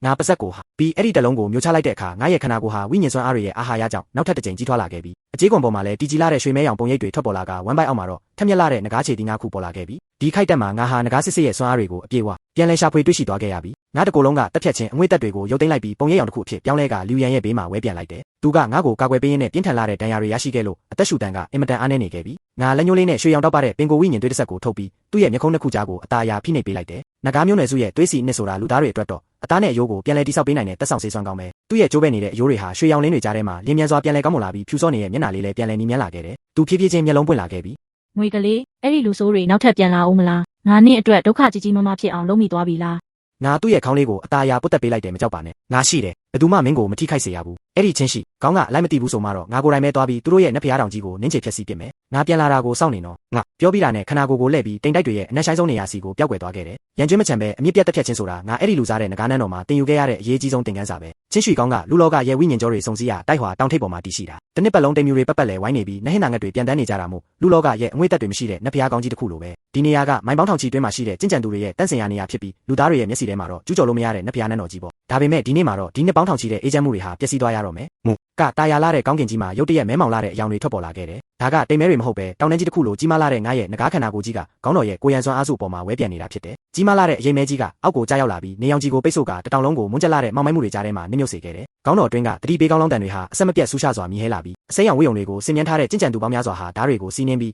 ကောင်းကင်ရန်စီကိုနှံကောင်းတွေလိုမျိုးအယူမှုပြန်တက်လာကြတယ်ချင်းရွှေကောင်းရဲ့ကောင်းကျုပ်ကကြံတော့ရတနာဓာတ်ကိုကင်ပြီးကောင်းကင်ရန်စီကိုဒေါသတကြီးအော်ဟစ်တယ် ဘယ်ကမိစ္ဆာကောင်လဲငါတို့ချင်းရှိကုန်းရဲ့တားမြင့်နေမြေကိုကျူးကျော်ရဲတာတေးဆိုတဲ့စကားလုံးကိုဘယ်လိုရေးရလဲမသိဘူးလား ငါအောက်ကပွက်ရက်စိတ်တွေကိုငုံကြည့်လိုက်မိတယ်တချင်ကငါလည်းဒီလိုမျိုးမြင့်မြတ်လာပါတယ်ဆိုတဲ့ကျင့်ကြံသူတွေကိုအားကြဘူးပြီးသူတို့လည်းနတ်ဖျားတစ်မျိုးပဲလို့ထင်ခဲ့ဘူးတယ်ဒါပေမဲ့အခုကြည့်ရတာအဲ့ဒီတော့တဲ့မျက်နှာဖုံးတွေကိုခွာထုတ်လိုက်ရင်သူတို့လည်းလူစားတဲ့မိစ္ဆာတွေနဲ့ဘာတူးလို့လဲငါလောင်ပြုံးတစ်ခုကိုပြုံးလိုက်တဲ့အခါအတန်ကမိုးချင်းတန်တွေလိုမျိုးထွက်ပေါ်လာပြီးကိုရန်စွမ်းအားစုကြီးကိုပါတုံခါသွားစေခဲ့တယ်မင်းတို့ရဲ့အကြီးကဲကငါရဲ့အကြေးကွန်ကိုခွာပြီးလက်နဲ့လုံးမယ်လို့ပြောတယ်လေမင်းပြောကြည့်စမ်းငါသေးဆိုတဲ့စကားလုံးကိုဘယ်လိုရေးရမလဲခေါင်းကျုပ်ရဲ့မျက်နှာကချက်ချင်းပြောင်းလဲသွားပြီးငါခန္ဓာကိုယ်ပေါ်မှာကြံရှိနေတဲ့ချင်းယုံအကြီးကဲရဲ့အငွေ့သက်တွေကိုချက်ချင်းမှတ်မိသွားပုံပဲဒါပေမဲ့သူကကြောက်လန့်မနေပဲအေးဆက်လာတဲ့အပြုံးတစ်ခုကိုပြုံးရင်း ကြောဘာလဲဆိုတော့ကောင်းကင်မြင့်ကိုမတိတဲ့ငကားစိမ်းပေါက်လေးတကောင်ပဲကိုတကောင်းလုံးနားထောင်ကြစမ်းဝန်ကျန်ကျူးမောဓာတောင်းချီမိစ္ဆာနေနေရေးစွမ်းအားစုကိုတိဆောက်ကြ အမိတ်ပေးလိုက်တာနဲ့အမျှတပည့်ပေါင်းထောင်ချီဟာတစ်ချိန်တည်းမှာပဲပြန်တန်းသားတွေကိုထုတ်လွှတ်လိုက်ပြီးအဲ့ဒီဓာတ်တွေကတမန်နီမြစ်ကြီးတစ်ခုလိုမျိုးကဘာကြီးကိုဖျက်ဆီးနိုင်တဲ့အရှိန်ဟုန်တွေနဲ့ငါးစီကိုထိုးဆိုင်လာခဲ့ကြတယ်ဒီတိုက်ခိုက်မှုကဝိညာဉ်တန်နေအဆင့်ရှိတဲ့မိစ္ဆာကြီးတွေကိုတောင်တက်ဖြတ်နိုင်စွမ်းရှိတာဒါပေမဲ့ငါရှောင်မပြေးခဲ့ဘူးငါရဲ့အခြေခွန်တွေကဝိညာဉ်မဲ့တွင်ဟောင်းရဲ့တေတွင်ထဲမှာပြန်လည်တိဆောက်ခဲ့တာဖြစ်ပြီးအဆုံးမရှိရဲ့မိစ္ဆာငွေသက်တွေကြားထဲမှာတွေးစစ်ထားတာဖြစ်တယ်ဒီလိုမျိုးစွမ်းအားစုပြန်တန်းသားတွေကငါအတွက်တော့အင်မတန်အားနည်းလုံးလာပါတယ်ပြန်တန်းသားတွေကငါရဲ့အခြေခွန်ပေါ်ကိုရိုက်မိတဲ့အခါမိပွင့်လေးတစ်ခုတောင်မထွက်ပဲအကုန်လုံးကျိုးရဲ့ပျက်စီးကုန်ကြရတယ်ဒါဘလို့ဖြစ်နိုင်မှာလဲကောင်းတော်ရဲ့ကိုရန်သားစွမ်းအားစုကတော့သူ့ရဲ့ကာကွယ်မှုကိုမဖျက်ဆီးနိုင်ဘူးလားခေါင်းချုပ်ကတော့နောက်ဆုံးမှာကြောက်လန့်သွားပြီးမျက်လုံးတွေပါထွက်မတက်ဖြစ်သွားခဲ့ရပြီငါသူတို့ကိုအေးဆက်ဆက်ကြည့်ရင်ကြီးမားလာတဲ့ငကားမီးကိုပြင်းထန်စွာဝေ့ရန်လိုက်တယ်ဒီကျင့်ကြံသူတွေအတွက်အပြင်းထန်ဆုံးသောနှိမ့်ဆက်ခြင်းကတေးခြင်းတရားမဟုတ်ပဲသူတို့အမြဲတမ်းဂုဏ်ယူဝမ်းကြွားမှုတဲ့ကျင့်ကြံခြင်းအုတ်မြစ်တွေကိုဖျက်ဆီးပစ်ပြီးကောင်းကင်ဘော်ကနေရွှွန့်နွယ်နယ်ကိုပြုတ်ကျစေကသူတို့အမြဲတမ်းနှိမ့်ချကြည့်ဖူးတဲ့တာမန်လူသားတွေဖြစ်ပြန်ပြောင်းလဲပစ်တာပဲငါ6နဲ့ကြီးလိုပါဆက်ကြီးကိုဟာပြီးအဲ့ဒီညမာလာတဲ့တောင်ထိပ်ကြီးစီကိုပြင်းထန်စွာဆုပ်ယူလိုက်တယ်မြေပြင်တွေတုန်ခါလာပြီးတောင်ထိပ်တွေလည်းငိုကြွေးလာခဲ့တယ်တိုက်ဟွာတောင်အောက်ခြေမှာပုံကွယ်နေတဲ့နှစ်ပေါင်းထောင်ချီတဲ့ဝိညာဉ်ကြောတွေဟာဒီခိုက်တက်မှာပဲအရှိန်ဟုန်ပြင်းစွာနဲ့ငါရဲ့ဆုပ်ယူခြင်းကိုခံလိုက်ရပြီးမျက်စိနဲ့မြင်နိုင်တဲ့ရွှေရောင်လင်းပွင့်တိုင်ကြီးဖြစ်ပြောင်းလဲကငါရဲ့ဝမ်းပိုက်ထဲကိုအယူမူစီးဝင်လာခဲ့ကြတော့တယ်ငါတို့ရဲ့ဝိညာဉ်စွမ်းအားတွေသူကငါတို့ရဲ့အခြေခံအုတ်မြစ်ကိုဖျက်ဆီးနေတာပဲမြန်ရက်ဆန်းဘိုးဘွားဆရာကြီးတို့ကဲတော်မူပါဦးစိမ့်လန်းဆိုပြီးလာတဲ့ဝိညာဉ်တစ်ပင်တွေဟာခဏအတွင်းမှာတင်၆တွေ့သွားပြီးစီးဆင်းနေတဲ့ဝိညာဉ်စမ်းရည်တွေလည်းခန်းချောက်သွားခဲ့ရပြီးကိုရန်စွမ်းအားစုကြီးကစွမ်းရည်တွေမရှိတော့လို့ပျက်စီးသွားရပြီးအဲ့ဒီမြင့်မြတ်လာပါတယ်ဆိုတဲ့ကျင့်ကြံသူတွေဟာသူတို့ခန္ဓာကိုယ်တွေကဝိညာဉ်စွမ်းအားတွေကဝိညာဉ်ကြောတွေခန်းချောက်တာနဲ့အမျှပျောက်ကွယ်သွားတာကိုကြောက်လန့်တုန်လှုပ်စွာနဲ့တွေ့ရှိသွားကြရတယ်။ဒါစီးနေတဲ့တပည့်တွေဟာကောင်းကင်ဘော်ကနေအော်ဟစ်ပြီးပြုတ်ကျလာကြသလိုကျင့်ကြံနေတဲ့အစင်းမြင့်အဖိုးကိုအကြီးကဲတွေလည်းချက်ချင်းပဲကျင့်ကြံမှုတွေပျက်စီးပြီးမျက်နှာတွေကမျက်စိနဲ့မြင်နိုင်တဲ့အချိန်နဲ့အိုမင်းရောသွားကဒေခါနီလူအိုကြီးတွေဖြစ်ပြောင်းလဲသွားကြရတယ်။အမွေးတိုင်တိုင်စာအချိန်လေးတွင်းမှာတင်ဒီနှစ်ပေါင်းထောင်ချီတက်တန်းရှိတဲ့ကျင့်ကြံခြင်းကောင်းကြီးဟာဝိညာဉ်စွမ်းအားတွေလုံးဝမရှိတော့ပဲပျက်စီးနေတဲ့တောင်တေကြီးတစ်ခုအဖြစ်အပြီးတိုင်ပြောင်းလဲသွားခဲ့ရပြီးငါအေးဆက်ဆက်နဲ့ဒီမြင်ကွင်းကိုကြည့်နေမိတဲ့ဝိညာဉ်စွမ်းအားတွေမရှိတော့ရင်မင်းတို့တွေလည်းလက်နက်မကင်နိုင်တဲ့ဖျားနာနေတဲ့လူအိုကြီးတွေနဲ့ဘာတူးလို့လဲငါချင်းရွှေကောင်းရဲ့နောက်ဆုံးမြေဝိညာဉ်ကြောကိုစုပ်ယူပြီးထွက်ခွာဖို့ပြင်ဆင်နေတဲ့အချိန်မှာပဲတိုက်ဟွာတောင်ရဲ့အနက်ဆိုင်ဆုံးနေရာကနှစ်ပေါင်းထောင်ချီငိမ့်တက်နေတဲ့ဓာတင်ချိုင်ကြီးဟာပြင်းထန်စွာတုန်ခါလာခဲ့ပြီးဟောင်းနှံပြီးရှေ့ကျလာတဲ့အငွေ့တက်တွေကောင်းကင်ရန်စီကိုထိုးတက်လာခဲ့တယ်ငါရဲ့သွေးမျိုးရိုးအနက်ဆိုင်ဆုံးနေရာကနေသွေးချင်းတူရဲ့တုန်ခါမှုငိုကြွေးတန်တစ်ခုကိုအာယုံခံမိလိုက်တယ်ဒါကရှေးဟောင်းဘိုးဝါနဂါရဲ့အသက်တက်ပဲချင်းရွှေကောင်းကလူလောကမာနှစ်ပေါင်းထောင်ချီရက်တည်နိုင်ခဲ့တာကဒီဓာတင်ချိုင်အောက်မှာပိတ်လောင်ထားတဲ့ဘိုးဝါနဂါရဲ့စွမ်းအားတွေကြောင့်ကိုသူတို့ကဒီနဂါစွမ်းအားကိုပိတ်ဆို့ထားပြီးနေရောညပါဓာစွမ်းအားတွေနဲ့နှိပ်စက်ကသူတို့ရဲ့ပြန်တန်းသားတွေကိုအာဟာရကျွေးခဲ့ကြတာဒါကနဂါမျိုးနွယ်စုအပေါ်အကြီးအကဲဆုံးစော်ကားခြင်းပဲငါဟင်းလင်းပြင်ကိုဖြိုခွဲနိုင်တဲ့ဒေါသတကြီးဟိန်းဟောက်တန်တစ်ခုကိုထုတ်လွှတ်လိုက်ပြီးစိတ်ထဲကဒေါသမီးတွေနောက်ထပ်တစ်ကြိမ်တောက်လောင်လာခဲ့ပြန်ပြီးမင်းတို့လိုပွေရစိတ်တွေကငါရဲ့ဘိုးဝါတွေကိုအစေခံလုပ်ရဲတယ်ပေါ့မိုင်းပေါင်းများစွာရှည်လျားတဲ့နဂါခန္ဓာကိုယ်ကြီးကကောင်းကင်အမြင့်ကနေတဲ့ထိုးဆင်းသွားခဲ့တယ်အမဲရောင်အုတ်ကပြန်ကြီးတစ်ခုလိုမျိုးအဲ့ဒီဓာတင်ချိုင်စီကိုပြင်းထန်စွာစောင်းတိုက်လိုက်တာပေါ့ဟင်ဒါကကောင်းတော်ရဲ့အခြေခံအုတ်မြစ်ပဲမထီးနဲ့တာမန်လူသားဖြစ်သွားခဲ့ရပြီဖြစ်တဲ့ကောင်းကျုပ်ကတော့မျောလင်းချက်မဲ့စွာနဲ့အော်ဟစ်နေရှာတယ်။ဓာတင်ချိုင်းရဲ့တားမြစ်ချက်တွေကငါးရှေ့မှာတော့အယုတ်ကလေးလိုမျိုးခဏအတွင်းမှာတင်ကြေမိုးပျက်စီးသွားခဲ့ရပြီးနမေကြီးဓာတ်ပေါင်းများစွာဟာတန်ဆုပ်တွေဖြစ်ပြောင်းလဲသွားခဲ့ရပြီးအဲ့ဒီနှစ်ပေါင်းထောင်ချီပိတ်လောင်ခံထားရတဲ့နဂါးစွမ်းအားတွေဟာအေဂရစ်ရဲ့ကြောက်ရောက်လာမှုကိုအာယုံခံမိလိုက်ပြီးငါ့ကိုတိုက်ခိုက်တာမျိုးမလုပ်ပဲပျော်ရှင်လာတဲ့နဂါးဟိန်းတန်တွေနဲ့အတူရွှေရောင်လင်းပွင့်ပေါင်းများစွာဖြစ်ပြောင်းလဲသွားခဲ့ကြတယ်။ရွှေရောင်လင်းတွေကရေကြီးတလိုမျိုးငါ့ရဲ့စိမ်းရောင်နဂါးကြေးကွန်တွေရဲ့ကိုအယူမူတိုးဝင်လာခဲ့ပြီးတခါမှမကြုံဘူးတဲ့ပြင်းထန်လာတဲ့စွမ်းအားတွေကငါခန္ဓာကိုယ်ထဲမှာပောက်ကွဲထွက်လာခဲ့တော့တယ်။ငါ့ရဲ့စိမ်းရောင်အကြေးကွန်အနာသက်တွေမှာရွှေမဲရောင်ရှေးဟောင်းပုံရိပ်တွေထွက်ပေါ်လာပြီးဝမ်းပိုက်အောက်ကခြေသီးတွေဟာလည်းအေဂရစ်သွေးမျိုးရိုးကိုကိုစားပြုတဲ့ပစ္စမမြောက်ခြေသီးအဖြစ်ကြီးထွားလာခဲ့ပြီးငါနောက်ဆုံးတော့ဒီညဉ့်ညမ်းလာတဲ့လူလောကကြီးထဲမှာရှေးဟောင်းရွှေနဂါးရဲ့နတ်ဖျားရာထူးကိုစတင်နိုးထလာခဲ့ပြီးငါအေးဆက်ဆက်နဲ့ပျက်စီးနေတဲ့အမိုက်ပုံတွေထဲမှာငိုကြွေးနေကြတဲ့လူပြင်းတွေကိုငုံကြည့်ရင်းဒီနေ့ကစပြီးလူလောကမှာချင်းရွှေကောင်းဆိုတဲ့နမီရှိတော့မှာမဟုတ်ဘူးဘသူမဆိုနတ်ဖျားเจ้าကိုနောက်ထပ်တစ်ချိန်ထိခိုက်အောင်လုပ်ရင်ဒါကပဲအကျိုးဆက်ပဲငါနဂါးမီးကိုဝေ့ရမ်းပြီးတိမ်တိုက်တွေကြားထဲကိုလှည့်ထွက်လာခဲ့တယ်ကြံခဲ့တာကတော့တေလူလိုငိမ့်တက်နေတဲ့တောင်ပြက်ကြီးတစ်ခုနဲ့ဒီရက်ဆက်လာတဲ့လောကကြီးထဲမှာခြေချစရာနေရာမရှိတော့တဲ့လူပြင်းတစုပဲပေါ့လီယူယန်ကတော့ငါ့ကိုစောင့်ရည်တော့မယ်ဒီလောကရဲ့အလှပဆုံးမြင်ကွင်းကကောင်းကင်မြင့်ကအေးဆက်လာတဲ့တောင်ထိပ်တွေမဟုတ်ပဲဒီเจ้าတော်ပြက်လေးရဲ့မှာငါအတွက်ထုံးညှိပေးထားတဲ့စီမီမီတောက်လေးတစ်ခုပဲဖြစ်တယ်နတ်ဖျားเจ้าနောက်ကတောင်ပြက်ကြီးကိုလီယူယန်ကိုယ်တိုင်မမုံပန်းပင်တွေအပြည့်ဆက်ပြိုးပေးထားခဲ့တယ်ຫນွေဦးရာဒီမှာပန်းပွင့်ဖက်လေးတွေလွင့်ပြန်နေတာကဘိုင်းရောင်နှင်းပွင့်တွေကျဆင်းနေတယ်လို့ပဲအဲ့ဒီနေ့ကချစ်ရွှေကောင်းကိုဖျက်ဆီးပြီးတဲ့နောက်ငါဟာလံပေါင်းများစွာရှည်လျားတဲ့ခန္ဓာကိုယ်ကိုရုပ်သိမ်းလိုက်ပြီးတလန်လောက်ပဲရှိတဲ့ငကားစိမ်းလေးဖြစ်ပြောင်းလဲကအကြီးဆုံးမမုံပင်ကြီးအောက်မှာပြင်းရီစွာနဲ့ခွေခောက်နေမိတယ်အကြီးကွန်တွေဟာတရွက်တွေကြားထဲကဖြတ်တန်းလာတဲ့နေရောင်ကြီးအောက်မှာနှွေးထွေးတဲ့အလင်းရောင်တွေနဲ့ထွက်ပေါ်နေပြီးအရင်လိုမျိုးအေးဆက်လာတဲ့ခံစားချက်တွေမရှိတော့ပဲရှားပါလာတဲ့နှွေးထွေးမှုတွေပြည့်နေခဲ့ပြီးလီယူယန်ဟာငါရဲ့ခန္ဓာကိုယ်ကိုမိထားရင်းလက်ထဲမှာတော့ဝါချင်းချင်းဖြစ်နေတဲ့ရှေးဟောင်းစာအုပ်လေးကိုကန်ကာလူလောကရဲ့ကြပြားလင်္ကာတွေကိုတိုးတိုးလေးဖတ်ပြနေတတ်တယ်သူ့ရဲ့အတန်ကကြည်လင်ပြီးဟင်းလင်းပြင်ဆန်လုံးလို့ကျောင်းတော်ရှိကလေတိုးကောင်းလောင်းတန်ထက်တောင်ပိုပြီးနားထောင်လို့ကောင်းသေးတယ်ငါရဲ့အမြဲတမ်းတင်းကျပ်နေပြီးတက်ဖြတ်ခြင်းတွေပြည့်နေတဲ့ဝိညာဉ်ကိုဒီအေးချမ်းမှုလေးရဲ့မှာအနာရစေခဲ့တာပေါ့သူစာအုပ်ကိုချလိုက်ပြီးအချုပ်တစ်တာလေးကိုကောက်ကင်လိုက်တယ်အဲ့ဒီထဲမှာတော့ပြီးခါနီးဖြစ်နေတဲ့အမဲရောင်ဝိယုံရှည်ကြီးတစ်ခုရှိနေတာတာမန်လူလောကရဲ့ပိုးသားတွေကိုတုံးထားတာမဟုတ်ပဲငါကြီးကွန်လဲတုန်းကကြံခဲ့ရဲ့နူးညံ့တဲ့အလွှာလေးတွေကိုသူကကျွမ်းကျင်လာတဲ့လက်မှုပညာတွေနဲ့ချီးမြှင့်ဖြစ်ပြောင်းလဲပြီးချုပ်လုပ်ပေးထားတာဒါကသူစိတ်ကူးရင်ထားတဲ့ငါလူသားတွင်ပြောင်းလဲပြီးတဲ့နောက်ဝတ်ဆင်မဲ့အဝတ်စားပေါ့လီယူယန်ကအက်နယ်ဂျီကိုချလိုက်ပြီးငါကောင်းပေါ်ကငကားချုံနှစ်ခုကိုလက်ကလေးနဲ့အသားအရာပုတ်တက်ရင်မျက်ဝန်းထဲမှာမျောလင်းချက်တွေပြည့်နေနေရှာတယ်ငွေကလေးနင်လူသားအသွင်ပြောင်းလဲပြီးတဲ့နောက်ဒီအဝတ်စားကိုဝတ်ရင်တကယ်ကိုကြည့်ကောင်းပါပဲအဲ့ဒီအချိန်ကျရင်ငါတို့တောင်အောက်ကပန်းထွန်းပွဲတော်ကိုအတူတူသွားကြည့်ရအောင်နော်ရွာတွေကလူအိုကြီးတွေပြောတာကအဲ့ဒီပွဲတော်ကမိအိမ်တွေကကောင်းကင်ကကျယ်ရီထက်တောင်ပိုပြီးများသေးတယ်တဲ့ငါနေနဲ့အတူတူဒီလူလောကကိုသွားကြည့်ခြင်းနဲ့ငါခေါင်းကိုနှိမ့်ချလိုက်ပြီးသူ့ရဲ့ဘားပြင်လေးကိုအသားအရာပုတ်တက်ပေးလိုက်မိတယ် စိတ်ထဲမှာတော့တခါမှမကြုံဘူးတဲ့နူးညံ့တိမ်မွေ့ရဲ့တန်ရောစင်တွေထွက်ပေါ်လာခဲ့တယ်ကောင်းပါပြီငါအဲ့ဒီဘဝနဂါရဲ့စွမ်းအားတွေကိုအပြည့်အဝဆုပ်ယူပြီးတဲ့နောက်မင်းနဲ့အတူတူဒီလောကရဲ့အလှပအားလုံးကိုသွားကြည့်ပါမယ်ဒါပေမဲ့ငါသတိမထားမိခဲ့တာကတော့နေ့ရက်စင်ဆက်အတူတူနေထိုင်လာခဲ့တာနဲ့အမျှသူ့ရဲ့တာမန်လူသားခန္ဓာကိုယ်ရဲ့အငွေ့သက်တွေဟာတိတ်တဆိတ်ပြောင်းလဲလို့လာခဲ့ပြီသူ့ရဲ့သားရည်ကပိုပြီးကြည်လင်ဝင်းပါလာပြီးကြောက်စိမ့်ဖြူလိုမျိုးဖြစ်လာခဲ့တယ်လို့လှုပ်ရှားမှုတိုင်းမှာလည်းစမ်းကြယ်ပြီးမောက်မာလာတဲ့ထူးခြားတဲ့ရန်နံတစ်ခုထွက်ပေါ်နေတတ်တယ်ဒါကငကားစစ်စစ်နဲ့အမြဲတမ်းအတူတူနေထိုင်ပြီးနေ့ရောညပါငကားတက်တက်တွေရဲ့အာဟာရကိုခံရလို့ဆွဲထင်ကြံရိပ်ခဲ့တဲ့ငကားရနံပဲလူသားတွေအတွက်တော့ဒါကအသက်ရှည်စေရဲ့နမိတ်ကောင်းဖြစ်ပေမဲ့မိစ္ဆာမျိုးနွယ်စုတွေအတွက်တော့ဒါကလောကမှာအသက်အန္တရာယ်ရှိဆုံးဖြစ်တဲ့ဆွဲဆောင်မှုတစ်ခုပဲသူတို့ရဲ့ကြင်ကြံမှုအတားအဆီးတွေကိုဖောက်ထွက်ပေးနိုင်တဲ့အဆင့်မြင့်ဆုံးရတနာပေါ့သူကငါရဲ့အထိမခံတဲ့ငကားပြောင်းပြန်ကြေးကုန်ဖြစ်တယ်လို့လူလောကမှာငါလျှောက်လန်းဖို့အတွက်အတောက်ပဆုံးစီမိမိအိမ်ကြီးလည်းဖြစ်တယ်ဒါပေမဲ့ငါမထင်ထားခဲ့တာကဒီနှွေးထွေးတဲ့အလင်းရောင်ဟာနောက်ဆုံးမှာတော့လောကနှစ်ခုကြားကတတိုင်းတွေကိုဖောက်ထွက်သွားပြီးကောင်းကင်ယံကလောဘတကြီးစိုက်ကြည့်နေတဲ့အရေးမဲကြီးကိုဆွဲခေါ်လာခဲ့လိမ့်မယ်ဆိုတာပဲမိစ္ဆာလောကငကားနန်းတော်ဒီနေရာဟာတစ်နှစ်ပတ်လုံးဖုံးကွယ်မရတဲ့ပျက်စီးခြင်းနဲ့အေးဆက်ခြင်းအငွေ့သက်တွေပြည့်နှက်နေခဲ့တယ်နန်းတော်အနက်ဆိုင်ဆုံးနေရာမှာအဆောင်ချိုးက6တွေ့နေပြီဖြစ်တဲ့ငကားခန္ဓာကိုယ်တစ်ခုကိုအမြန်ဆွဲပြီးအောက်ကိုသွားနေကြတယ်ဒါကငါမြေအောက်တွင်းထဲမှာသွေးမျိုးရိုးနိုးထလာခဲ့လို့တစ်ချိန်ကငါစီကနေခွာထုတ်သွားခဲ့တဲ့အကြေးကွန်တွေဟာအစ်စ်အမှန်တခင်ရဲ့စင့်ခေါ်မှုကိုခံစားလာရလို့ပဲသူတို့ခွာထုတ်ခဲ့တာကငါရဲ့အကြေးကွန်ဖြစ်ပေမဲ့ငါရဲ့ကျိန်စာကိုလည်းသူတို့ရဲ့ကြောရိုးပေါ်မှာကိုယ်တိုင်ချိတ်ပိတ်ထားခဲ့ကြတာပေါ့နန်းတော်အောက်ခြေမှာတော့ကြီးမားလာတဲ့လက်ခွန်ကြီးကိုလွှဲထားတဲ့တက်ကြီးရွယ်အိုတယောက်ဒူးထောက်နေတယ်သူကငါတို့ညီကိုနှစ်ယောက်ကြီးပြင်းလာတာကိုကြည့်ရှုခဲ့တဲ့အမတ်ကြီးလိမ့်မတ်ကြီးကိုယ်ချိန်ရှံပဲမင်းသားကြီးနောက်ထပ်ဆုပ်ယူလို့မရတော့ပါဘူးဒီလအတွင်းမှာတင်ငကားမျိုးနွယ်စုဝင်ပေါင်း300ကျော်ရဲ့ဝိညာဉ်အုံမြစ်တွေကိုဆုပ်ယူပြီးပြီဒီတိုင်းဆက်သွားရင်ငကားနဲ့တော်ရဲ့တက်ရှိတွေအကုန်လုံးမျိုးတုံးကုန်ပါတော့မယ်ရှီဟောက်ကတော့လက်ထဲကကြောက်စိမ့်ခွက်ကိုကောက်ကင်ပြီးလိမ့်မတ်ကြီးရဲ့ရှေ့ကမြေပြင်ပေါ်ကိုပြင်းထန်စွာရိုက်ခွဲလိုက်တယ်ပါဇက်ပိတ်ဆန်းအဖိုးအိုငါကနောင်လာမဲ့ခြေတင်းကားခုငကားစစ်စစ်ပဲအဲ့ဒီအောက်တန်းစားလူတွေကငါရဲ့ငကားဖြစ်မဲ့လမ်းစဉ်အတွက်သူတို့ရဲ့ဝိညာဉ်တွေကိုပေးဆက်ရတာသူတို့ရဲ့ကုန်အတရေပဲလိမ့်မတ်ကြီးတကိုယ်လုံးပြင်းထန်စွာဒုံခါသွားပြီးစကားမပြောရတော့ပေမဲ့မျက်ဝန်းထဲမှာတော့အဆုံးစွန်သောမျောလင်းချက်မဲ့မှုတွေထွက်ပေါ်နေခဲ့တယ်။တစ်ချိန်ကမင်းသားကြီးရှိအားဟာပါရမီမရှိတဲ့လူခင်းတယောက်ဖြစ်ခဲ့ရင်မဲ့လောက်ငယ်သားတွေပေါ်အင်မတန်ကောင်းမွန်ခဲ့ပြီးဘယ်တော့မှမရိုက်နဲ့မစဲဆိုခဲ့ဘူး။မျိုးနွယ်စုဝင်တွေကိုမျက်ပင်တပင်လိုမျိုးတက်ဖြတ်ပြီးဆေးဖော်ဖို့ဆိုတာဝေးလို့ပေါ့။ဒါပေမဲ့အခုချိန်မှာတော့ဒီမင်းသားနှစ်ကတော့အရာအလုံးကိုဝါမျိုးမဲ့6နှစ်ကြီးတစ်ခုလိုဖြစ်နေခဲ့ပြီ။ဒီချိန်မှာပဲစစ်တီတယောက်ဟာနန်းတော်ထဲကိုပြေးဝင်လာပြီးသတင်းပို့တယ်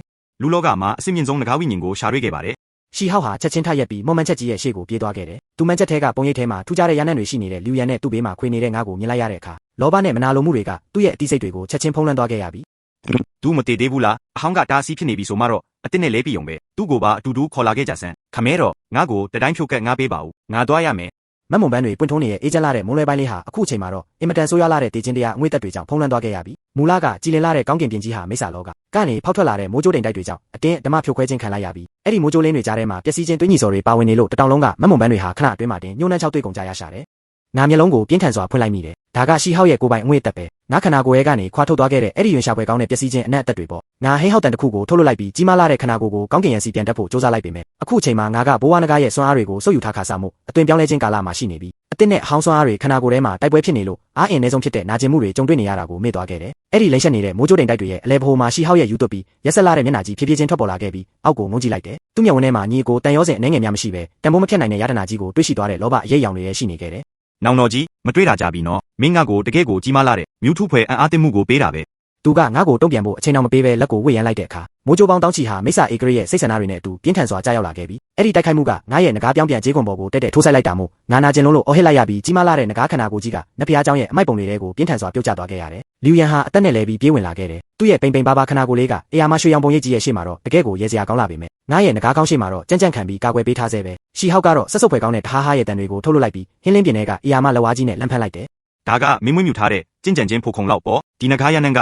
တကယ့်ကိုလူကိုယူသွစေနိုင်လောက်အောင်မွေးတာပဲလာဆန်းမမြင်နိုင်တဲ့ဆုပ်ယူမှုအားအင်တွေကလျူယန်ကိုကောင်းကင်အမြင့်စီဆွဲတင်သွားခဲ့ပြီးသူကတော့ဆူးရှစွာအော်ဟစ်နေရှာတယ်။ငါမြင်လိုက်ရတယ်။သူ့ခန္ဓာကိုယ်ထဲကရွှေရောင်ကအတက်တက်လေးတွေဟာရှီဟောက်ရဲ့ဆုပ်ယူခြင်းကိုခံနေရတာ။ဒါကတာမန်ဝိညာဉ်စွမ်းအားမဟုတ်ပဲငါရဲ့ဘေးမှာနှစ်ပေါင်းများစွာနေထိုင်ခဲ့လို့ဆွဲကြံရစ်ခဲ့တဲ့သူ့ရဲ့အသက်ဝိညာဉ်ပဲ။ငကားစွမ်းအားတွေဆုံးရှုံးသွားတာနဲ့အမျှသူ့ရဲ့နီးမြန်းနေတဲ့မျက်နှာလေးကမျက်စိနဲ့မြင်နိုင်တဲ့အရှိန်နဲ့ဖြူစော့သွားခဲ့ရရှာတယ်။ငါယူမတက်ဟင်းဟောက်ပြီးခန္ဓာကိုယ်ရဲ့ကစွမ်းအားအလုံးကိုလုံဆော်ဖို့စ조사ပေမဲ့ရှီဟောက်ကငါရဲ့အားနည်းဆုံးအချိန်ကိုတွက်ချက်ထားပြီးသားမို့ကြားရောက်လာတဲ့ကိုရန်စွမ်းအားစုစီကန်းချက်တွေကတမ်မိုရီလိုမျိုးငါကိုမြေအောက်ထဲမှာတင်းတင်းကြပ်ကြပ်ပိတ်ဆို့ထားခဲ့ပြီးရှီဟောက်ကလျူယန်စီကနေလူယူလာတဲ့ငကားစွမ်းအားတွေကိုလောဘတကြီးဆုပ်ယူလိုက်တဲ့အခါသူ့မျက်နှာပေါ်ကပျက်စီးနေတဲ့ဒဏ်ရာတွေဟာလင်းမြန်စွာပြန်လည်ကောင်းမွန်လာပြီးမိမောကျဉ်တဲ့မျက်နှာထားပေါ်လာခဲ့တယ်။နောင်တော်ကြီးမင်းကအမြဲတမ်းဒီလောက်ဖြူစင်လုံးတာပဲဒါတွေကမူလကတည်းကငါပစ္စည်းတွေပဲလေမင်းရဲ့အကြေးခွန်မင်းရဲ့စွမ်းအားပြီးတော့မင်းရဲ့မိန်းမမင်းတစ်ချိန်ကမင်းရဲ့အကြေးခွန်ကိုငါ့ကိုပေးခဲ့နိုင်သေးတာပဲဒီနေ့တော့ဒီကျင့်ကြံခြင်းဘိုခုံလောက်လေးကိုပါညီတော့အတွက်ဖြည့်ဆည်းပေးလိုက်ပါဦးနောက်ဆုံးရွှေရောင်တက်တက်အစီးနဲ့လူယူခံလိုက်ရပြီးတဲ့နောက်လျူယန်ရဲ့ခန္ဓာကိုယ်ဟာကျိုးပြတ်သွားတဲ့ရုပ်သေးရုပ်လိုမျိုးကောင်းကင်အမြင့်ကနေပြင်းထန်စွာပြုတ်ကျလာခဲ့တယ်။သူငါရဲ့ရှေ့မှာတင်လဲကျသွားပြီးမျက်ဝန်းထဲကအလင်းရောင်တွေအားလုံးအပြီးတိုင်ငိမ့်သက်သွားခဲ့ရပြီ။မူလကတက်ကြလာတဲ့မျက်ဝန်းလေးဟာအခုချိန်မှာတော့မီးခိုးရောင်ဖြစ်ပြောင်းလဲသွားပြီးအလင်းရောင်အနေငယ်များမရှိတော့ဘူး။ငကားစွမ်းအားတွေအကုန်စုပ်ယူခံလိုက်ရလို့သူမတည်သေးပေမဲ့အတိစိတ်တွေလုံးဝမရှိတော့တဲ့အတိတ်ကမှတ်ဉာဏ်တွေပါပျောက်ဆုံးသွားတဲ့အသက်မရှိတဲ့လူတွေတယောက်လိုဖြစ်သွားခဲ့ရပြီ။ရှီဟောက်ကတော့ခန္ဓာကိုယ်ထဲကပြန်လည်နိုးထလာတဲ့တက်ဆောင်အားတွေကိုကျေနပ်စွာခံစားရင်းသူ့ရဲ့ပုံရိပ်ရောင်ပျောက်ကွယ်မသွားခင်ငါကိုလောင်ပြုံးတစ်ခုနဲ့ကြည့်ကနောင်တော်ကြီးကောင်းကောင်းမွန်မွန်အသက်ရှင်နေဦးနော်ငါဒီငကားစွမ်းအားတွေကိုအပြည့်အဝဆုပ်ယူပြီးငကားစစ်စစ်ဖြစ်လာတဲ့ခါကျရင် မင်းရဲ့ကြံရှိနေတဲ့ဒီစိမ်းရောင်အကြေးခွန်တွေကိုလာယူမှာမို့လို့ မိုးကြိုးတိမ်တိုက်တွေပျောက်ကွယ်သွားပြီးကျောင်းတော်ကြီးလည်းပျက်စီးသွားခဲ့ရပြီးနာပျက်စီးနေတဲ့ခန္ဓာကိုယ်ကိုဆွဲပြီးလူရန်ရဲ့ဘေးစီကိုအသေးတန်သွားမိတယ်သူကအသက်မရှိတဲ့အရိုးကြောက်တစ်ခုလိုမျိုးရွှွန့်နွံတွေထဲမှာလဲကျနေတာကိုကြည့်ရင်တစ်ချိန်ကငါ့ကိုပဲအပြေးဝစိုက်ကြည့်ဖူးတဲ့ကြည်လင်လာတဲ့မျက်ဝန်းလေးဟာအခုအချိန်မှာတော့မှုံမိုင်းလာတဲ့ကောင်းကင်ကြီးကိုအသက်မဲ့စွာစိုက်ကြည့်နေရှာတယ်အလင်းရောင်အနှဲငယ်များမရှိတော့ဘူးအသက်ရှူတမ်းမရှိအပူချိန်မရှိဝိညာဉ်ရဲ့လှုပ်ရှားမှုတောင်မှအပြီးတိုင်ရပ်တန့်သွားခဲ့ရပြီအဲ့ဒီခိုက်တက်မှာငါခန္ဓာကိုယ်ထဲကမိစ္ဆာဗီဇာတွေဟာနောက်ဆုံးတားဆီးအားလုံးကိုဖောက်ထွက်ပောက်ကွဲထွက်လာခဲ့ပြီအဆုံးစွန်သောနာကျင်မှုကအဆုံးစွန်သောနိုးထခြင်းကိုဆွဲခေါ်လာခဲ့တာပေါ့ဒီကောင်းကင်ပြင်ကြီးကငါရဲ့တခုတည်းသောနှွေးထွေးမှုကိုတောင်ခွင့်မပြုဘူးဆိုရင်ဒီကောင်းကင်ဘောကနတ်ဖျားတွေနဲ့မိစ္ဆာတွေအားလုံးကအားနေတဲ့လူကိုနှိပ်စက်ဖို့ပဲတီးကြတယ်ဆိုရင်ငါကဒီလိုမျိုးကောင်းမြတ်တဲ့ခန္ဓာကိုယ်ကိုထိမ့်သိမ်းထားလို့ဘာတူးမှလဲငါကဘာလို့လူသားတွေကိုကာကွယ်ပေးတဲ့ငကားစိမ်းလုပ်နေရဦးမှာလဲဒီလောကကြီးကငါရဲ့တခုတည်းသောအလင်းရောင်ကိုလူယူသွားတယ်ဆိုရင်ငါဒီလောကသုံးခုလုံးမှာနောက်ထပ်ဘာလင်းရောင်မှမရှိစေရဘူးကောင်းကင်နဲ့မြေပြင်ကြားမှာကဘာပြတ်မတက်အတန်ကျဲကြီးတွေထွက်မလာခဲ့ပဲအရာအလုံးရဲ့ဝိညာဉ်ကိုတုံလို့စေနိုင်တဲ့တိုးညစ်လာတဲ့ဟိန်းဟောက်တန်တစ်ခုပဲထွက်ပေါ်လာခဲ့တယ်ငါပျက်စီးနေတဲ့အလဲဘိုမှာခွေကောက်နေရင်ရင်ခွင်ထဲမှာတော့အတိစိမ့်မဲ့နေတဲ့လူရန်ကိုပွေ့ဖက်ထားမိတယ်ငါရဲ့ခန္ဓာကိုယ်ပေါ်ကအောက်တန်းစားလို့တတ်မှတ်ခံခဲ့ရဘူးတဲ့အစိမ်းရောင်ငကားကြေးခွန်တွေဟာအခိုက်အတန့်လေးတွင်းမှာတင်အကုန်လုံးပောက်ကွဲထွက်သွားခဲ့ရပြီဒါကသွေးမျိုးရိုးအနက်ဆိုင်ဆုံးနေရာမှာပုံကွယ်နေတဲ့တားမြစ်ချက်ပဲငါငကားဖြစ်မဲ့လမ်းစဉ်ကိုအတင်းအဓမ္မပြောင်းပြန်လှန်လိုက်တယ်အဲ့ဒီဟန်ဆောင်မှုတွေပြည့်နေနေတဲ့ကောင်းမြတ်ခြင်းအလင်းတွေကိုမလိုချင်တော့ပဲဝိညာဉ်တစ်ခုလုံးကိုထောက်ရမောင်မိုက်ချင်းစီကိုပူဇော်လိုက်တာပေါ့အယိုးတွေဟာဒီခိုက်တက်မှာပဲအဆက်မပြတ်ကြီးထွားလာပြီးခန္ဓာကိုယ်ကလည်းအယူမူကြီးမားလာခဲ့တယ်လံပေါင်းရာချီကနေလံပေါင်းထောင်ချီပြီးတော့မိုင်ပေါင်းများစွာအထိရှည်လျားလာခဲ့ပြီငါငကားစိမ်းရဲ့မျက်နှာဖုံးကိုအပြီးတိုင်ဆုံးပစ်လိုက်ပြီးဒီလောကမှာအသက်အကြီးဆုံးနဲ့အကြောင်းမဖွယ်ကောင်းဆုံးတတဝါကြီးဖြစ်တဲ့ရှေးဟောင်းရွှေနဂါအဖြစ်အပြည့်အဝနိုးထလာခဲ့ပြီငါအာကာသရဲ့ပြင်းထန်လာတဲ့တုန်ခါမှုတွေကိုခံစားလိုက်ရပြီးဖြည်းဖြည်းချင်းခေါင်းကိုမောလိုက်တယ်ဒါကကောင်းကင်ကြီးတစ်ခုလုံးကိုထောက်ပံ့ပေးနိုင်တဲ့ကြီးမားလာတဲ့ခန္ဓာကိုယ်ကြီးပဲငါရဲ့ဗပတ်မျက်လုံးကိုချက်ချင်းဖွင့်လိုက်တဲ့အခါရွှေရောင်လင်းတွေကောင်းကင်ရံကိုဖောက်ထွက်သွားခဲ့တယ်ဒါကအရာအလုံးကိုလောင်ကျွမ်းစေနိုင်တဲ့ရှေးဟောင်းနေမင်းကြီးရဲ့ညာဘက်မျက်လုံးကလည်းကလျက်ပွင့်လာပြီးအေးဆက်လာတဲ့ခရမ်းရောင်လမင်းကြီးကမျက်ဝန်းထဲမှာလဲပတ်နေခဲ့တယ်ဒါကဝိညာဉ်ကိုခဲသွားစေနိုင်တဲ့မရဲလမင်းကြီးရဲ့မျက်လုံးတစ်ချက်ပွင့်တစ်ချက်ပိတ်အတွင်းမှာတင်လူလောကရဲ့နေနေညဟာဒီခိုက်တက်မှာလုံးဝပျက်စီးသွားခဲ့ရပြီလေတိန်တွေကငါရဲ့စင့်ခေါ်မှုကိုခံရပြီးမိုးကြိုးတွေကလည်းငါရဲ့အမိန့်ကိုနားထောင်ကြတယ်ငါကငကားဖြစ်အောင်လုပ်နေတာမဟုတ်ဘူးငါကဒီလောကသုံးခုလုံးရဲ့စီကံချက်တွေကိုပြန်လည်တည်ဆောက်နေတာငါကြီးမားလာတဲ့ငကားကောင်းကြီးကိုနှိမ့်ချလိုက်ပြီးအနူးညံ့ဆုံးသောမူလဆွမ်းအားစုတစ်ခုနဲ့လူရန်ရဲ့ခန္ဓာကိုယ်ကိုပတ်ပတ်လဲဝိုင်းပတ်ကငကားချိုရဲ့နောက်ွယ်မှာတေးသေးချာချာဝတ်ထားလိုက်တယ်ဒီလောကကြီးကမင်းပေါ်ကြွေးတင်ခဲ့တာတွေကိုငါမင်းအတွက်ပြန်လူယူပေးမယ်အဲ့ဒီမိစ္ဆာကောင်ကငါပေါ်ကြွေးတင်ခဲ့တာတွေကိုတော့ငါသူ့ကိုအသက်နဲ့ပြန်ပေးဆက်စေရမယ်ငါမင်းကိုခေါ်ပြီးမင်းရဲ့အသက်ကိုပြန်လူယူမယ်မိုင်ပေါင်းများစွာရှည်လျားတဲ့ငကားခန္ဓာကိုယ်ကြီးကကောင်းကင်ရံစီပြန်တက်သွားပြီးထူထပ်လာတဲ့တိမ်တိုက်တွေကိုအတင်းဓမ္မဖောက်ထွက်ဖျက်ဆီးပစ်လိုက်တယ်ငါလောကနှစ်ခုကြားကလမ်းကြောင်းတွေကိုတွားပြီးရှာမနေတော့ပဲကျေတာယာတွေကိုဖြုတ်ခွဲနိုင်တဲ့ကြီးမားလာတဲ့ငကားချိုနှစ်ခုနဲ့ကောင်းကင်ရံကအာကာသတတိုင်းတွေကိုပြင်းထန်စွာစောင့်တိုက်လိုက်တော့တယ်လောကမိစ္ဆာလောကငကားနန်းတော်အခုချိန်မှာတော့ကခုံတီဆိုတန်တွေနဲ့စီကားနေစေပဲရှီဟောက်ကရစပလက်လင်ပေါ်မှာရက်နေရင်လက်ထဲမှာတော့လူရန်ရဲ့ခန္ဓာကိုယ်နဲ့ဆက်သွယ်ထားတဲ့မိကျိုးကိုကိုင်ကာမျက်နှာတစ်ခုလုံးမောက်မာမှုတွေနဲ့အတူသူ့ရဲ့ခြေသီးငါးခုရွှေနဂါပြီးတိတ်ခံပွဲတော်ကိုဆင်နွှဲဖို့ပြင်ဆင်နေတာပလက်လင်ဘေးကလိမ့်မက်ကြီးကတော့ဒီမြင်ကွင်းကိုကြည့်ပြီးစိတ်ထဲကနေတက်ပြင်းချရင်မိစ္ဆာမျိုးနွယ်စုရဲ့ကန်စာတာကုံဆုံးပြီလို့ပဲထင်နေခဲ့မိတယ်ဒါပေမဲ့ဒီခိုက်တက်မှာပဲမိစ္ဆာလောကရဲ့ကောင်းကင်ကြီးပျက်စီးသွားခဲ့ရပြီမူလကကောင်းမွန်တဲ့နမိတ်တွေကြားရောက်ရမယ်ကောင်းကင်ပြင်ကြီးဟာပြင်းထန်လာတဲ့အားအင်တွေကြောင့်အစိတ်စိတ်အမြွှာကြေမိုးသွားတဲ့မန်ချက်ကြီးတစ်ခုလိုမျိုးပျက်စီးသွားခဲ့ရပြီးအဆုံးမရှိတဲ့မောင်မိုက်မှုတွေကရေကြီးတလိုမျိုးစီးဝင်လာခဲ့တော့တယ်အဲ့ဒီနောက်မှာတော့ဝိညာဉ်ကိုခဲသွားစေနိုင်တဲ့ဖိအားတွေနဲ့အတူအရာမအမဲရောင်ငကားကောင်းကြီးတစ်ခုဒီလောကထဲကိုဖြည်းဖြည်းချင်းတိုးဝင်လာခဲ့ပြီးရွှေမဲရောင်ပုံရိပ်တွေကပတ်ပတ်လဲကအလင်းရောင်တွေကိုအယူမူဝါမျိုးနေပြီးတစ်ဖက်ကရွှေရောင်တစ်ဖက်ကခရမ်းရောင်ရှိတဲ့နေနဲ့လားညဝန်းကြီးနှစ်ခုကတက်ရှိအားလုံးကိုအေးဆက်ဆက်ငုံကြည့်လိုက်တယ်ရှေးဟောင်းရွှေနဂါရဲ့ကြောက်မက်ဖွယ်သွေးမျိုးရိုးဖိအားတွေဟာရှေးဟောင်းတောင်တန်းပေါင်းတသိန်းတစ်ချိန်နဲ့ပြီးကျလာသလိုမျိုးကြားရောက်လာခဲ့ရပြီးလိမ့်မက်ကြီးကတော့မုံမိုင်းနေရဲ့မျက်လုံးအိုကြီးတွေကိုပြူးကြည့်ရင်မျက်ဝန်းထဲမှာတစ်ခါမှမကြုံဘူးတဲ့တုံလုံးမှုတွေနဲ့အလင်းရောင်တွေထွက်ပေါ်လာခဲ့တယ်သူအဲ့ဒီအငွေ့တက်ကိုမှတ်မိတာပေါ့အစပေါင်းများစွာပုံမိုတောင်တင်းလာခဲ့ပြီးအမြင့်ဆုံးသောဖြည့်ဆည်းခြင်းမမှုမှုတွေပြည့်နေနေပေမဲ့သွေးမျိုးရိုးအနက်ဆိုင်ဆုံးနေရာကလာတဲ့အဲ့ဒီယဉ်နှီးမှုကတော့တစ်ချိန်ကအမိုက်ပုံနဲ့ပြစ်ချခြင်းခံခဲ့ရတဲ့မင်းသားကြီးရှိအားဖြစ်နေတာပဲဒါပေမဲ့မိစ္ဆာစစ်တီတော်ပေါင်းတန်းချီဟာလက်နက်တွေကိုကင်ထားကြပေမဲ့ခုခံဖို့စိတ်ကူးလေးတစ်ခုတောင်မမွေးဖွားနိုင်ကြတော့ဘူးအဲ့ဒီမိုင်းပေါင်းများစွာရှည်လျားတဲ့ငကားနက်ကြီးကဖြည်းဖြည်းချင်းခေါင်းကိုနှိမ့်ချပြီးဝိညာဉ်ကိုတုံလို့စေနိုင်တဲ့အတန်နှိမ့်ကြီးနဲ့ရွတ်ဆိုလိုက်တဲ့အခါအရှိဆုံးမှာရှိတဲ့မိစ္ဆာစစ်သူကြီးရဲ့လက်ထဲကလန့်ရှည်ကြီးကမြေပေါ်ကိုအားအင်ကုန်ခန်းစွာပြုတ်ကျသွားခဲ့ရရှာတယ်သူကောင်းကင်တစ်ခုလုံးကိုဖုံးကွယ်ထားတဲ့ငကားနက်ကြီးရဲ့ခန္ဓာကိုယ်ကိုမောကြည့်လိုက်မိတယ်ဒါကဒဏ္ဍာရီတွေကမိစ္ဆာမျိုးနွယ်စုရဲ့ဘိုးဘပိုင်ရှင်ပဲရှိနိုင်တဲ့ရှေးဟောင်းရွှေနဂါပဲလေပြီးတော့ပလင်ပေါ်ကပျက်စီးနေတဲ့မွေရေကုန်ကိုဝစ်စင်ပြီးတွေးချင်းတွေကိုတက်ဖြတ်နေတဲ့အယူရှိဟောက်ကိုပြန်ကြည့်လိုက်တယ်နိုင်ရှုံးကအဖြေခေါ်သွားခဲ့ပြီးလူတွေရဲ့စိတ်လည်းဆုံးဖြတ်ပြီးသွားခဲ့ပြီးလိမ့်မက်ကြီးကသူ့ဘေးကအဆောင်တွေကိုတွန်းဖယ်လိုက်ပြီးကွင်းပြင်ကြီးရဲ့အလဲဘိုးစီကိုတုံတုံချီချီနဲ့ရှောက်လန်းသွားကကောင်းကင်ရံကငကားကြီးစီကိုပြင်းထန်စွာဒူးထောက်ဥခိုက်လိုက်တော့တယ်အမက်ဟောင်းကြိုးဆိုပါတယ်ဘိုးဘွမ်ကားမင်းကြီးပြန်လေကြွရောက်လာခြင်းကိုကြိုးဆိုပါတယ်အမက်ဟောင်းလိတ်အရှင်မင်းကြီးကိုဥခိုက်ပါတယ်အရှင်မင်းကြီးတက်တော်ရာကြောရှိပါစေတက်တော်ရာကြောရှိပါစေစောစောလေးတင်ကတက်ဖြတ်ခြင်းအငွေ့တက်တွေပြင်းနေတဲ့မိစ္ဆာစစ်တပ်ကြီးဟာအခုချိန်မှာတော့ဂျုံကင်းကြီးလေတိုက်လို့လဲကျသွားသလိုမျိုးတပြိုင်နက်တည်းဒူးထောက်ဥခိုက်ကုန်ကြရပြီအဆက်မပြတ်ထွက်ပေါ်လာတဲ့ဥခိုက်တန်တွေဟာကောင်းကင်ရံကိုတုံဟဲသွားစေပြီးမိစ္ဆာမျိုးတော်တစ်ခုလုံးကိုပါတုံခါသွားစေခဲ့တယ်ရစပလက်လင်ပေါ်မှာတော့ရှီဟောက်ဟာပလင်ပေါ်မှာလဲကျနေပြီးပျက်စီးစပြုတ်နေတဲ့ငကားရေကုန်ကိုတင်းတင်းစုပ်ကင်ကသွားတွေပါတုံရင်နေရှာတ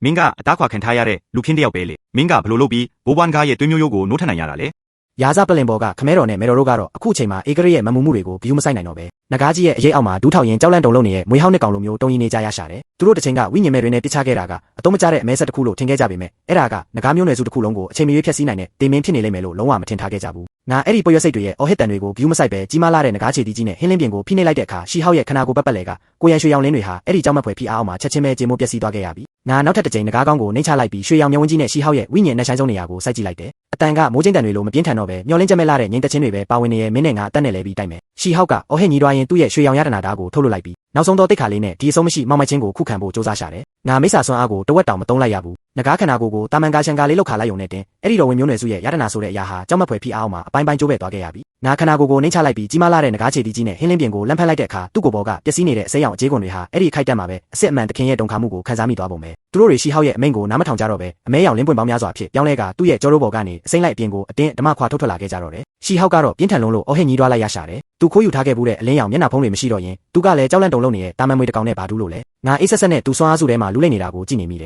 ်သူ့ရဲ့အသက်စွမ်းအားတွေရစပလက်လင်ပေါ်မှာလင်းမြန်စွာပျောက်ကွယ်သွားတာကိုကြည့်ရင်ပေါ့တချိန်ကမင်းတို့ငါရဲ့အကြေးကွန်ကိုလူယူတော့ကမျိုးနွယ်စုရဲ့မျောလင်းချက်အတွက်လို့ပြောခဲ့ကြတယ်မလားဒီနေ့ငါဒီကြေးကွန်တွေကိုပြန်သိမ်းစေတာကတော့ဒီလောကရဲ့ဟန်ဆောင်မှုတွေကိုစေကြောဖို့အတွက်ပဲရှီဟောက်ကတော့ခုခံဖို့မျောလင်းချက်မရှိတော့တာကိုတီးလို့နောင်တော်ကြီးငါကမင်းရဲ့ညီရင်းခောက်ခောက်ပဲလေငါတို့ရဲ့ခံစားတာကအတူတူပဲမင်းငါကိုဖျက်ဆီးလို့မရဘူးအတူတူပဲဆိုမှတော့ပြန်လာခဲ့ကြစမ်းငါအင်မတန်နှိမ့်ချလာတဲ့လောင်ပြုံးတစ်ခုကိုပြုံးလိုက်ပြီး6နဲ့ကြီးလိုပါဆက်ကြီးကိုဟာကသူငါစီကနေခိုးယူသွားခဲ့တဲ့ပါရမီတွေပြီးတော့သူ့ရဲ့အားနည်းလာတဲ့ဝိညာဉ်ကျွင်းကြံအားလုံးကိုငါခန္ဓာကိုယ်ရဲ့ကိုပြန်လဲမျိုးချလိုက်တော့တယ်ကန်ဆာတာတွေဟာဒီခိုက်တက်မှာပဲအပြည့်ဝပြန်လဲဆုံးလင်းသွားခဲ့ရပြီမူလကသွေးချင်းတူတာမို့ဒီနေ့တော့တစ်ခုတည်းဖြစ်ပြန်လဲပေါင်းစည်းသွားတာပေါ့ငါရာစပလက်လင်ဘောကကြောက်လန့်လုံးလို့ယူမတက်ဖြစ်နေတဲ့မိဘနှစ်ပါးကိုလက်ကြည့်လိုက်တယ်သူတို့တွေတစ်ချိန်ကအချစ်ဆုံးနဲ့အကုန်ယူရဆုံးဖြစ်ခဲ့ဘူးတဲ့တားငယ်လေးပြဖြစ်ပြောင်းလဲသွားတာကိုကြည်ရင်မျက်ဝန်းထဲမှာအဆုံးစွန်သောစမ်းကြယ်မှုနဲ့နောင်တတွေပြည့်နေနေခဲ့ကြရှာတယ်တာကြီးငါတို့လည်းအချက်ကန်ခံရလို့ပါငါတို့မှားသွားပါပြီအသက်ချမ်းသာပေးပါဦးငါသူတို့ရဲ့အသက်ကိုမတက်ခဲ့ပါဘူးဒီလိုမျိုးလောဘနဲ့ယာရုအာဏာတွေကိုမမောကြတဲ့တတဝါတွေအတွက်တော့အရာအလုံးဆုံးရှုံးပြီးအသက်ရှင်နေရတာကအပြင်းထန်ဆုံးသောနှိမ့်ဆက်ခြင်းပဲလေငါငကားချေတီကိုဆန့်ထုတ်ပြီးသူတို့နှစ်ယောက်ရဲ့ခေါင်းထိပ်ကိုဟင်းလင်းပြင်ကနေလမ်းဖက်လိုက်တဲ့အခါသူတို့နှစ်ယောက်ရဲ့နှစ်ပေါင်းတောင်းချီမိစ္ဆာဆွမ်းအားတွေဟာငါရဲ့အတင်းဓမ္မခွာထုတ်ခြင်းကိုခံလိုက်ရပြီးမူလကတီကြီးလာတဲ့ရုပ်ကလပ်တွေဟာအခိုက်တန့်လေးတွင်းမှာတင်ကျုံဝင်အိုမင်းသွားကနောက်ဆုံးမှာတော့အတိယံပင်မရှိတော့တဲ့တာမန်မြက်ခင်းမွေမီခိုးရောင်နှစ်ကောင်ဖြစ်ပြောင်းလဲသွားကြရရှာတယ်အဲ့ဒီမွေနှစ်ကောင်ဟာဖုံမုံတွေပြည့်နေနေတဲ့ရာဇပလတ်လင်အောက်ခြေမှာအတိစိမ့်မဲ့စွာနဲ့လူလိမ့်နေကြတော့တယ်အရာအလုံးပြီးဆုံးသွားခဲ့ရပြီးငါမိုင်းပေါင်းများစွာရှည်လျားတဲ့ငကားခန္ဓာကိုယ်ကိုရုပ်သိမ်းလိုက်ပြီးရစပလက်လင်ရဲ့အလဲဘိုးစီကိုဖြည်းဖြည်းချင်းရှောက်လန်းသွားကငါရဲ့ငကားတက်တက်တွေနဲ့ကာကွယ်ပေးထားခဲ့တဲ့လူရန်ကိုအတားအရာချပေးလိုက်တယ်သူမျက်လုံးမပွင့်သေးပေမဲ့ရှီဟောက်ပျက်စီးသွားတာနဲ့သွေးမျိုးရိုးပြန်လဲဆုံးလင်းသွားတာနဲ့အမျှလူယူခံခဲ့ရဘူးတဲ့သူ့ရဲ့အသက်ဝိညာဉ်လေးဟာသူ့ခန္ဓာကိုယ်ထဲမှာဖြည်းဖြည်းချင်းပြန်လဲနိုးထလာတာကိုငါအာယုံခံမိနေပါတယ်ငါလက်ညှိုးလေးနဲ့သူ့ရဲ့အေးဆက်လာတဲ့မျက်ခုံးနှစ်ခုကြားကိုအတားအရာတို့ထိလိုက်တဲ့အခါရှီဟောက်ရဲ့ခန္ဓာကိုယ်ထဲကနေအတင်းဓမ္မပြန်လူယူလာခဲ့တဲ့ရွှေနီအောင်ပေါင်းဆက်နေတဲ့မူလငကားစွမ်းအားတွေဟာငါရဲ့လက်ညှိုးတစ်လျှောက်သူ့ရဲ့ဝိညာဉ်ပင်လယ်ထဲကိုနူးညံ့စွာစီးဝင်သွားခဲ့တော့တယ်နိုးထလာခဲ့ပါငါတို့ရဲ့အိမ်ကတန်ရှင်းသွားပါပြီမူလကပျက်စီးနေတဲ့ဝိညာဉ်လေးဟာဒီမူလစွမ်းအားတွေရဲ့အာဟာရကြောင့်၆တွေ့နေတဲ့တစ်ပင်ကြီးတွေဦးမှာပြန်လဲလန်းဆက်လာသလိုမျိုးပြန်ကားလာခဲ့ပြီသူ့ရဲ့တင်းတင်းပိတ်ထားတဲ့မျက်တောင်လေးတွေဖြည်းဖြည်းချင်းတုန်ခါလာခဲ့တယ်တုန်ခါမှုတိုင်းကပဲငါရဲ့နှစ်ပေါင်းရာချီတွင်းမှာခဲနေခဲ့တဲ့နှလုံးသားကိုလာရောက်ပုတ်ခတ်နေသလိုမျိုးပဲတစ်ချိန်ကမက်မွန်ပန်းတွေနဲ့လေပြင်းတွေကိုထင်ဟပ်ဖူးတဲ့မျက်ဝန်းလေးဟာမောင်မိုင်ချင်းကြားထဲမှာဖြည်းဖြည်းချင်းပွက်လာခဲ့ပြီအစပိုင်းမှာဝေဝါးနေပေမဲ့ငါရဲ့မျက်ဝန်းတွေနဲ့ဆုံတွေ့လိုက်ရတဲ့အခိုက်အတန့်မှာတော့အနူးညံ့ဆုံးသောလိုက်နံပိုးလေးတွေဖြစ်ပြောင်းလဲသွားခဲ့ရရှာတယ်သူကဘားလွာတဲ့လက်ကလေးကိုဆန့်ထုတ်ပြီးငါရဲ့လေပင်နာကသူကိုယ်တိုင်လက်မှုပညာနဲ့ချုပ်လုပ်ပေးထားခဲ့ဘူးတဲ့ရွှေမဲရောင်တိမ်တိုက်ပုံရိပ်လေးတွေကိုအတားအရာပုတ်တက်ပေးခဲ့တယ်ဒါကငါတစ်ချိန်ကအကြေးကွန်လဲတုန်းကပေးခဲ့တဲ့ငကားရေကွန်လေးနဲ့သူချုပ်ပေးထားတဲ့အဝတ်စားဖြစ်ပြီးဒီယုံရင်ဆန်ခတ်ဖြစ်နေတဲ့လောကကြီးထဲမှာသူငါအတွက်ခြံထားခဲ့ဘူးတဲ့တခုတည်းသောတန်ရောစင်ပဲငွေကလေးနေမဲကိုငါဘာမှပြန်မပြောပဲသူ့ရဲ့ပိန်ပိန်ပါပါခနာကိုယ်လေးကိုရင်ခွင်ထဲမှာတင်းတင်းကြပ်ကြပ်ဖတ်ထားမိတယ်မျက်လုံးထောင်းကနေလည်းနှွေးထွေးတဲ့မျက်ရည်တစ်ဆက်စီးကျလာခဲ့ရပြီပန်းထုံးပွဲတော်ကိုသွားမကြည့်တော့ပါဘူးဒီပျက်စီးနေတဲ့မိစ္ဆာလောကပြီးတော့ဒီရင်ရှာပွဲကောင်းတဲ့ယာရုအာနာတွေရှိရနေရကမင်းရဲ့ခြေလမ်းတွေကိုတင်းစိထားဖို့မထိုက်တန်ပါဘူးငါခေါင်းကိုမောလိုက်တဲ့အခါမိုင်းပေါင်းများစွာရှည်လျားတဲ့ရွှေနဂါးခန္ဓာကိုယ်ကြီးကငါရဲ့နောက်ွယ်မှာနောက်ထပ်တစ်ကြိမ်ထွက်ပေါ်လာခဲ့ပြီကျေတာယာတွေကိုဖြိုခွဲနိုင်တဲ့နဂါးချုံနှစ်ခုနဲ့ဟင်းလင်းပြင်ကိုအတာယာတို့ထိလိုက်တဲ့အခါလူလောကရဲ့ဝေးလံလာတဲ့နေရာမှာရှိတဲ့မက်မွန်ပန်းတွေဝိုင်းပတ်နေတဲ့နတ်ဖျားเจ้าကြီးဟာဒီခိုက်တက်မှာပဲလောကနှစ်ခုကြားကတတိုင်းတွေကိုဖောက်ထွက်ပြီးငါရဲ့အတင်းဓမ္မမြောက်တင်ခြင်းကိုခံလိုက်ရတော့တယ်တောင်ကြီးတစ်ခုလုံးဟာနဂါးကြီးရဲ့ပံ့ပိုးမှုအောက်မှာကောင်းကင်ရန်စီကိုဖြည်းဖြည်းချင်းပြန်တက်သွားခဲ့ရပြီငါသူ့ကိုခေါ်ပြီးငါတို့ရဲ့နတ်ဖျားเจ้าကိုခေါ်ကကောင်းကင်ကိုထက်ရဲ့အမြင့်ဆုံးနေရာစီပြန်တန်းခဲ့တယ်ငါနတ်ဖျားเจ้าကိုတိမ်တိုက်တွေရဲ့အနက်ဆိုင်ဆုံးနေရာမှာတေးသေးချာချာချထားပေးလိုက်ပြီးပတ်ပတ်လည်မှာတော့ကျေတာယာတွေကိုအကာအကွယ်လောက်ကညနေခင်းတိတ်စင်တွေကိုတော့ကောစောဖြစ်ခင်းချင်းပေးထားခဲ့တယ်ငါဟာနောက်ထပ်တစ်ကြိမ်အောက်တန်းစားအမိုက်ကောင်မဟုတ်တော့သလိုအကြေးကွန်တွေခွာထုတ်ခံရဘူးတဲ့လူဖြစ်လည်းမဟုတ်တော့ဘူးငါကဒီကောင်းကင်ပြင်ကြီးရဲ့တူးတဲတော့အမြင့်ဆုံးနတ်ဖျားပဲပြီးတော့သူကတော့ငါရဲ့နတ်ဖျားပလင်ဘေးကထာဝရခိုလုံရာဖြစ်လာခဲ့ပြီအချိန်တွေဟာဒီတိမ်တိုက်တွေထက်မှာတော့ဘာတိတ်ပဲမှမရှိတော့ပါဘူးမတော်တဆလမ်းမလာတဲ့နှဟင်းသားငတ်တွေပြန်တန်းလာတဲ့အခါတိမ်ပင်လေကြားထဲမှာငကားနဲ့ကြီးတစ်ကောင်ငိမ့်သက်စွာဝဲပြန်နေတာကိုမြင်တွေ့ရတတ်တယ်လို့မက်မွန်ပန်းတွေပွင့်ထုံးနေတဲ့တရားဟောင်းလေးအောက်မှာတော့အမဲရောင်ဝေယုံကိုဆင်မြန်းထားတဲ့အမျိုးသားတစ်ယောက်ကကြည်လင်လာတဲ့ဝိညာဉ်တတိလေးကိုခွာပြီးသူ့ဘေးကပြုံးရှင်နေတဲ့အမျိုးသမီးကိုကျွေးမွေးနေတာကိုမြင်တွေ့ရတတ်ပါတယ်အမျိုးသမီးရဲ့လက်ထဲမှာတော့နတ်ဖျားစွမ်းအားတွေနဲ့ပိတ်ဆို့ထားတဲ့ပေါင်းမုံချောက်တစ်ဝက်ရှိနေသေးပဲဒါကသူနှစ်ပေါင်းရာချီတိမ်ဆေးထားခဲ့ဘူးတဲ့ကံကောင်းခြင်းလေးပေါ့သူကအမြဲတမ်းပြုံးပြီးပြောတတ်တယ်တစ်ချိန်လုံးကဒါကငါဘဝတစ်ခုလုံးအတွက်အကိုက်ညီဆုံးအမျက်ဆုံးအယောင်းဝယ်တစ်ခုပဲလေပေါင်းမုံချောက်တစ်ဝက်လေးနဲ့တင်ငါအတွက်မိုးလေဝသကိုကာကွယ်ပေးပြီးကောင်းကင်ပြင်ကြီးတစ်ခုလုံးကိုထောက်ပံ့ပေးနိုင်တဲ့ငကားမင်းကြီးတစ်ကောင်ကိုလဲလှယ်ယူနိုင်ခဲ့တာပဲကိုဇလန်းလေးကတော့လက်ပတ်စွာပြီးဆုံးသွားခဲ့ပါပြီ